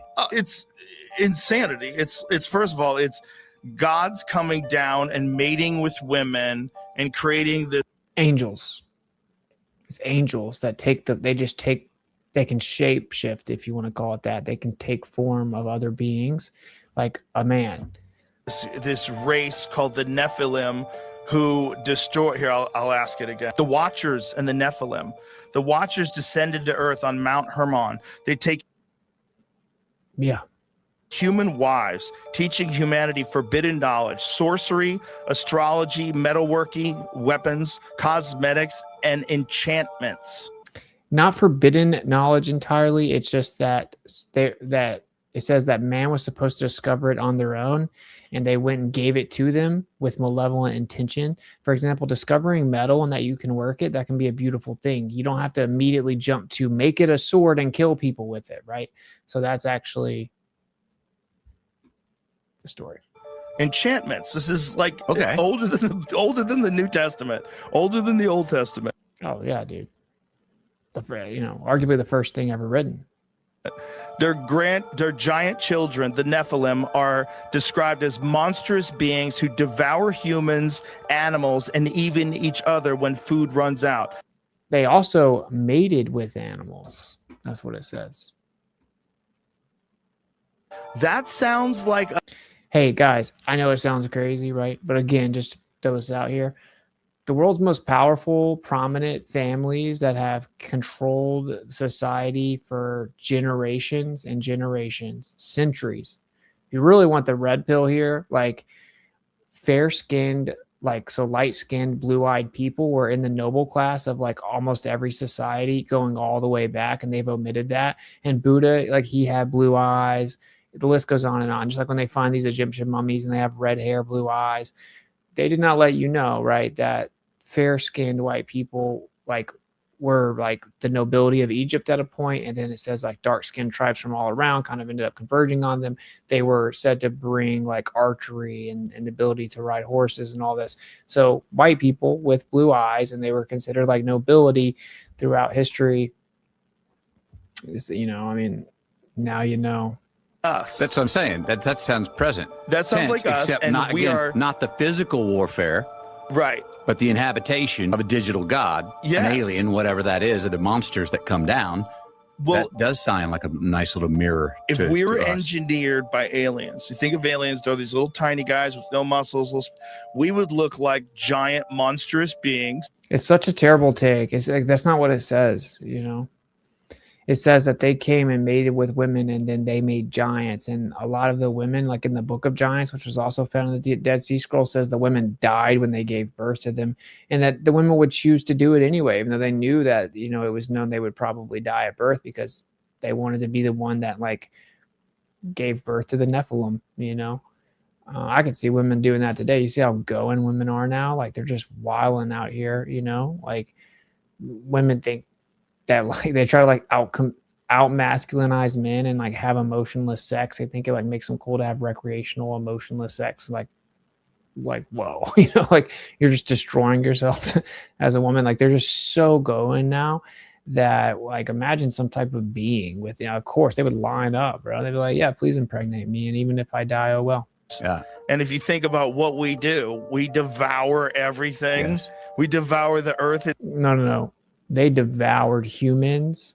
They devoured all animals. They turned on animals to also take them and have sex with them. Now look at all of these claims throughout all of history. They have these hybrids. They have like gods that have eagle heads or whatever. Yeah, sounds crazy. We've always just assumed it wasn't real. I mean, bruh, you know, truth is stranger than fiction. Again, the mainstream story is that there were gigantic, like Empire State Building tall lizards. Like, look at two T-Rexes. They literally can't even anatomically recreate or reproduce, and somehow we're supposed to believe they do. So, before anyone wants to get all cocky, if you believe the mainstream story, your belief is insane, right? Like, just straight up. So, our ancestors told us that this happened, and you know, Abraham Lincoln has a quote talking about the giants.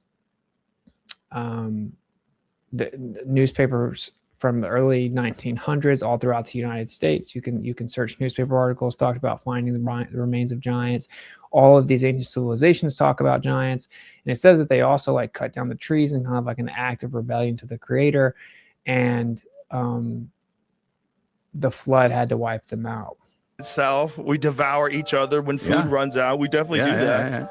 Like this is all dinosaurs turned into chickens and birds. Yeah, it's ridiculous. One of the craziest things I've ever read in my life. It talks about living mountains, that mountains are alive, and that even some stars have consciousness. Women these days would rather have an abortion. Yeah, but like imagine if Superman came and then women lined up to have Superman's baby, you know. Like women now, they want to have a baby with someone they think is going to be rich so they can get a lot of child support.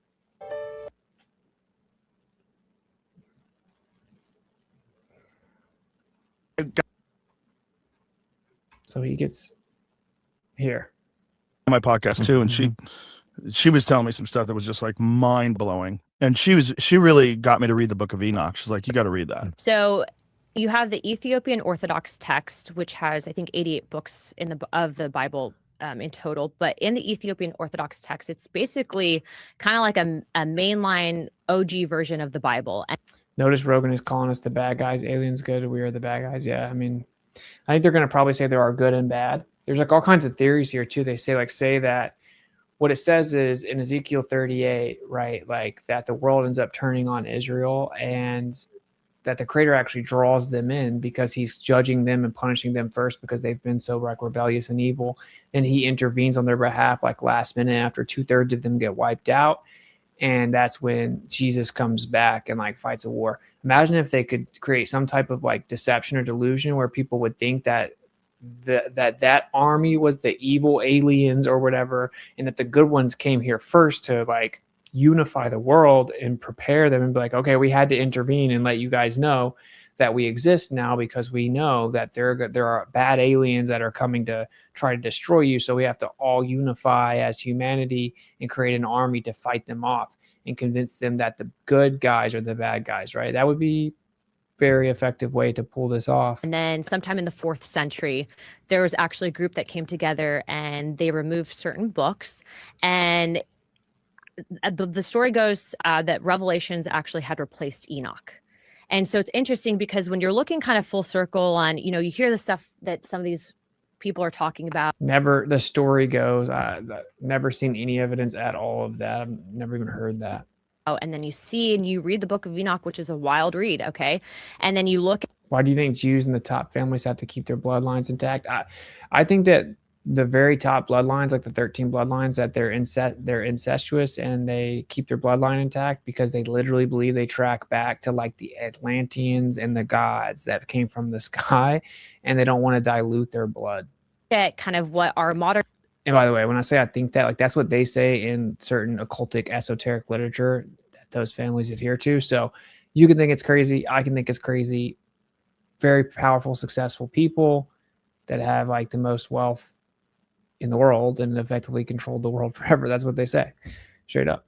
And you know what's crazy is like if you start to look into a lot of like even music and media, like you ever heard the song? There's like a song like "No One Knows What It's Like to Be the Bad Man Behind Blue Eyes." It's pretty crazy. It's like this idea that they don't. If you ever have experienced a narcissist, like someone actually with MPD, right? And it's like spiritual. But like if you've ever experienced that, they're like when they're in their bag, you know what I'm saying? Like they're like not human. Like they don't have empathy. They like enjoy hurting people. And if they see you have like empathy, or you're like, you feel like you're like confined to morals. So like, you know that they're going to have an advantage over you because they're going to lie. And if you tell the truth, that they can manipulate the situation, or manipulate you, but you're not going to lie. They look at you like genuinely confused. Like, and there's a part of them that's almost like envious. Like, wow, like they look at you like you're an alien. They look at you like you're really just going to say the truth. Like they don't understand it. And that word gets thrown around a lot, but I'm just saying like that's how it is for sure. And it's almost like that's kind of the way that these people are. Like they view, like it's just everything is transactional. It's like they don't even view it through a moral lens. It's like, I need you to do this for me. You're too incompetent. Like if we leave you on your own, like you're going to destroy everything. Like we'll give you enough to keep you satisfied because you don't really understand these secrets and you're not able to take care of it. But there's a part of them that is like jealous of your empathy and human emotions and stuff like that. So their behavior, their belief systems, their esoteric, occultic, ritualistic beliefs, it does kind of make it seem like they aren't completely you and I, like it does seem like they're different. And that's like a pretty deep rabbit hole where there's like this group of people, they've kind of reigned forever. They've gotten smaller and smaller. So they were at one point giants. They got smaller and smaller throughout the years, but they maintained power, maintained their knowledge. They don't want to dilute their blood because they think they track back to, or they even really do track back to these ancient lineages. And then they keep that information, like the true ancestral lineage, the true history of like the knowledge of history, to themselves. It's like their family history. And they know that they actually reigned over all these groups. Like I just told you, like fair-skinned, blue-eyed people, there's like overwhelming evidence that they were the noble class scattered throughout the whole world. This story of like this small group of fair-skinned people, right, that stemmed out of Europe, that isn't really what the historical record reflects. That's what the updated one with the removed history reflects. There was actually fair-skinned, like light-skinned, blue-eyed people scattered throughout the entire world, and they were always a minority but a nobility because they were always very advanced, very intelligent. They would bring all kinds of like secrets.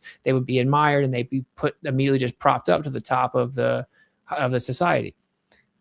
Like who knew that Buddha had blue eyes, bro? And like when you really look into it, it seems like some of those groups track, like some of these people today track back to those groups back then, and they know they've kind of been running the show the whole time. So they remove themselves from history. They create like a dumbed down history for the Goyim. They pass it out to everybody, and then they know that their true family history is something that no one really knows. And I'm gonna say, the everyday like Ashkenazi Jew, I don't believe that this is the case. I don't know how to sift all that out. I don't have access to the true history, the true lineage. But I'm just saying, like some of like these 13 royal bloodlines, I'd say the people truly in charge all the way at the top, like there's no way you and I know who they are. They would have to be very incompetent to do that. But just the occultic claims and these stories and then these books, or like even in a Freemasonic Bible, which I've seen myself before, it's like flooded with Egyptian mythos all throughout it. Like it's a fact. It's taught as though it's fact. Just like Greek mythos is taught as though it's fact at the higher levels. And that you can see why, let's just say hypothetically that there really were giants. Let's say there really were beings that came from the sky. Let's just say that beings, when they're a certain distance away, they even look like stars. And let's say that they really came down to earth and they told mankind all kinds of secrets. And then they bred with mankind, and they even bred with animals. And they'd have hybrids, and they'd have these gods, like all of the Egyptian gods that are depicted. And by the way, if you go anywhere in the United States, I traveled the whole United States. I went to like every single capital, every major city. In every single capital, there's very similar architecture. Like if you go to the Rocky Steps in Philly, go up there, it's like the entire top of the building is just hybrids. It's like hybrid gods. So everyone's always believed these are allegorical or fake or whatever, but maybe not, right? And so the Egyptians were obsessed with like the lion head, the bird head, whatever, and they called them actual gods. They gave them names. They claimed that they were real. That's what they claim and what they wrote. They claim that they're real. And they were also obsessed with cats, which is another rabbit hole, because it seems like domesticated cats aren't like naturally occurring. If you've noticed that they're not like any other cat, they have like reptilian slit eyes. No other cat does. They literally hiss at you like a snake. Their tail moves like a snake. If you're familiar with cats, they'll just be like demonic and evil, and they are like like I've seen cats act like they see things in the dark when there's nothing there and react to it. Like cats are creepy and weird. And so it's interesting that Egyptians were obsessed with cats and also these hybrid gods, or at least what they claim were hybrid gods. So bunch of rabbit holes there, but that's my understanding of like the occultic esoteric families. They don't want to dilute their bloodline. They believe they track back to like Atlanteans, and Atlanteans are the star people that came down. And that's what the swastika actually was, by the way. The swastika is just the Big Dipper, right? It shows you the seasons. It just spins throughout the year. And it's been like this universal symbol of peace, but it specifically represents the sky. And then the reason that there are certain bloodlines that would hold the swastika precious to them is because it tracks back to their lineage. It's like a family emblem, basically. So, the Nazis were obsessed with a lot of this. Definitely don't fall in the dichotomy of like Nazi good or bad, right? It's like lied to about a lot of history. They were into a lot of the esoteric sacred knowledge that tracks back to the Atlanteans, to the star people, and that is fundamentally the wrong side. That's the side that rebelled against the creator and came and deceived man and took women as wives, and then made children that came out or worshipped as demigods, and they passed all kinds of new religions, and because they were worshipped as gods. That's where all these new pagan religions came from. They were literal beings that literally ruled over them and had sophistication and power and knowledge, and they ruled over them, right? And people worshiped them as gods, and they did whatever they said. They were like, bring me food, bring me animals, bring me people. They would turn on them and eat the people. And look, man, that's just what the overwhelming like consensus of the historical ancestral records reflect. So for us to claim that that's all fake, it's actually super arrogant. I'm going to need some type of like justified reasoning as to why I'm going to do that. It's definitely not going to be some weird, creepy losers that think they're smart, but actually aren't very smart because they're materialists, which is intellectually indefensible and literally retarded. And they believe that there is no metaphysical. And then they come up with these stupid, creepy, retarded theories within the confinement of materialism, and then act like they're the special boys, and then make up history stories, just like they take acid and make up stories about giant lizards and all this. Like, nah, bro. I'm good on that, right? Like our ancestors were smarter than we've been told. They were more advanced than we've been told. And of course, if the stories they told were actually real and there was a group of people that wanted to control the masses, the number one thing you would do is control them through a lack of knowledge. Hosea 4:6, when people are destroyed for a lack of knowledge. And people take out the rest talking about the Torah, the knowledge of the law of the Torah. But anyway, you wouldn't even have to do much. All you have to do is just dumb them down by not letting them know what's really happened, lie to them about their history, lie to them about the nature of the earth and the nature of the realm that they live in. And then the rest of it's going to handle itself. These people are just going to, stumble around with a lack of knowledge while you know what's really going on. And that's pretty clearly what has happened. Day description. Where do the other angels go? I mean, so you have the angels come down, then you have the offspring, and then you have the flood that wipes out the giants. And because like they were super tall, you had to have super high water to drown them. And the angels were locked up, chained up is what it says. Is of what angels and entities are versus what Enoch was seeing and reporting in his language and ability at that time. I think that there's a lot that brings you to then ask the question, well, why would they remove this information? If it's truly, written in part of the oldest Bible in the world, why would they then take it out? And that could have easily been attached to the religious canon, but some rabbis disagreed with it because it didn't vibe with the Torah. So like, let's chuck that one out. But it's in the same lump of Dead Sea Scrolls as they have the book of Isaiah, which is really fascinating because Wes Huff, when he was on my podcast, explained to me that the book of Isaiah that they found in the Dead Sea Scrolls is verbatim the same as the book of Isaiah that was 1,000 years more recent. Whoa. 1,000 years. So this was the oldest version that they thought was the oldest version. And then they found the Dead Sea Scrolls version, which was 1,000 years older, verbatim. Fascinating. And the book of Enoch's in there. There you go. Like, what are they talking about? What are you talking about? The Watchers came down and they mated with humans and they created a race that was a giant race that destroyed everything and consumed everything. That sounds like us. Doesn't that sound like us? No, it doesn't, dude. You got to chill, man. No, they literally like consumed everything and destroyed everything. And if you actually look at like aerial photographs, like there's just like all this vegetation and green, and there's like randomly like areas of just destruction and desert and just wild. Okay, anyway, I'm gonna finish on Kick. We're gonna finish the stream on Kick for a few minutes there. This was a super long stream. It's so late. I gotta go. I might actually not. I don't even know if I'm gonna go to Kick because it's, I didn't even realize it was 3:30 in the morning. Since then, I gotta get up early. Okay.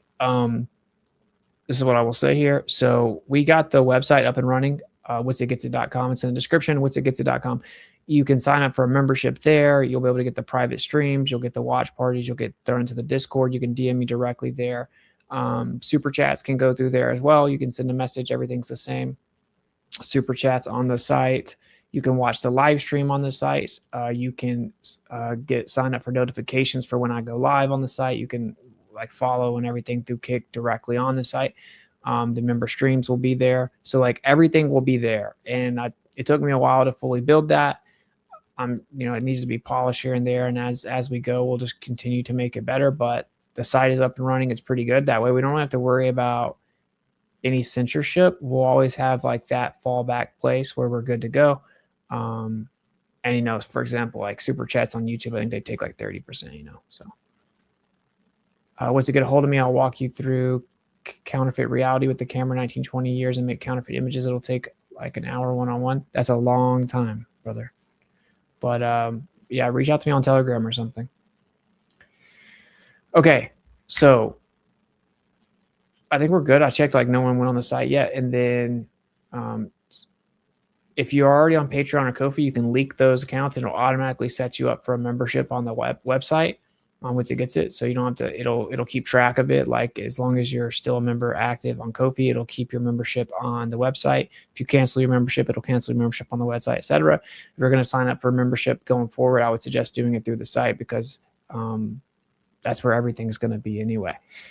So cool. We'll do a private stream soon. It'll be on that site. I will post it on Patreon and Ko-fi. We were supposed to do it last week. All I will say is like as soon as I came back online, of course, right? Instantly something happened. So I had to take care of it. Shocker, right? Which is the whole reason I wasn't online for a while. But that's really all I'll say. I will say this, like there's only so far that I'm going to allow something to go, right? And like, I wouldn't just keep taking my kindness for weakness. It's beyond unacceptable at this point. So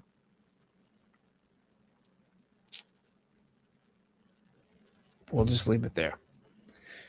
Okay, cool. I did not realize it was this late. I gotta go. I didn't want to leave you guys hanging again. So I want to do a stream, turn into a long one. Hopefully you guys enjoyed it. We talked about a lot of stuff. Yeah, cool. If you want to help me out where I can get verified on Kick, I have to get like, I think 25 subs on Kick. And then I have to have like 30 hours and 75 concurrent viewers, whatever. So we'll stream again tomorrow night and maybe finish it on Kick. I'm setting up a couple debates. One of them will be about, is Israel our greatest ally, with Nick Mateo. So he's agreed to a debate. We're going to do that. We'll set that up soon. Still looking for someone to debate me about the Holocaust. It seems like people are terrified to do that. And also always open for any astrophysicist or anything to try to debate me. And, please enlighten me how we're free falling through an empty vacuum of nothingness. My experience is that astrophysicists will agree to have a conversation with me, and they'll go watch my debates, and they'll come up with some like excuse why they can't do it, but whatever. Great stream. Thank you, mate. Should do more debates against atheists. Dude, I'm totally down, man. I'm totally down. I'm down to get back into debating. It's been a while. I'll probably be a little rusty for a little bit, but that is kind of my bread and butter, Instagram model just fought another IG model. Yeah, she ran her over or something. I saw that. And then all stuff going on with David. Crazy, bro. Crazy. Okay, cool. I love you guys. Shout out to everyone on Kick. Thanks for kicking it over there. Kicking it. Cool. I think it's automatically going to trigger the astronauts. Yeah, cool. We'll stream. We'll aim for like 8, 9 tomorrow. And I will catch up with you guys Then again, what'sitgetto.com website's up. You can super chat there, set up for memberships there. That's where we're going to kind of be. Anyone that does sub on Kick, I'm going to do something for you guys. I don't know how. I can't like reach out to you directly, so we'll have to figure something out, like sub only chat, sub only stream on Kick. We may do a sub only stream on Kick because I know you can do that. So okay, cool. I love you guys. Seek and speak truth unequivocally. The weak find contentment. The consensus of ignorance. So who cares what other people think because they're retarded. And basically the summary of the stream here is they're clearly setting up like some type of Project Bluebeam, alien disclosure, whatever. They're manufacturing an energy crisis. Maybe they'll come out, reveal some type of information. There's like 20 different scenarios that they could do, like, oh, nuclear bombs, quote unquote, were about to happen. They had to step in before we killed ourselves. Or they're going to say that the good aliens fit us because the bad aliens are about to come attack us. Or because the government started to release things, they decided to just reveal themselves now that the government's coming out. And then they reveal the government's been lying to us. Or here's the real information, the real technology. Or Trump's a hero because finally all the information about UFOs and aliens and advanced technology comes out because he has it declassified or whatever. They're clearly setting something up. They don't kill all these scientists directly involved and then have the government come out and Trump come out and talk about and bring everyone's attention to it and say they're going to investigate it, acknowledging that it is very weird and the circumstances of these people's deaths make no sense, like just leaving the house with nothing. You don't do that. The government doesn't do that unless they want you to pay attention. It's not ran 24/7 all over CNN, MSNBC, and Fox News unless the CIA specifically wants you to pay attention. And then after everyone's paying attention, you have David Wilcock mysteriously committing suicide 2 days after his last stream said, don't ever commit suicide. I would never do that. You can't do that. It's the worst thing to ever do. And he calls the police as though he's scared or in danger and then supposedly kills himself before the police can get there. Makes no sense at all. Literally makes no sense at all. So, then people go look into what that guy was claiming, and what that guy is claiming is that the universe itself is sentient, that there are actual alien beings, some good, some bad, that have come here, or that we're seed with them, and that we are comprised of like all kinds of different alien races, and that they created us, and that they're going to return, and that the bad guys lose, because then we go into the Aquarius age and all this stuff that's like, okay, I wonder why the people that are trying to manipulate you and put you through a psychological operation wanted you to go listen to David Wilcock right now. And everyone's just eating it up because the way that the PSYOPs work now is they know that no one believes the government. So then they have the government do something stupid, and then everyone just goes and challenges it. And then they're actually 3 or 4 steps lower than that. They know what people are going to do and react and how they're going to react skeptically. And so they set up the skeptical approach.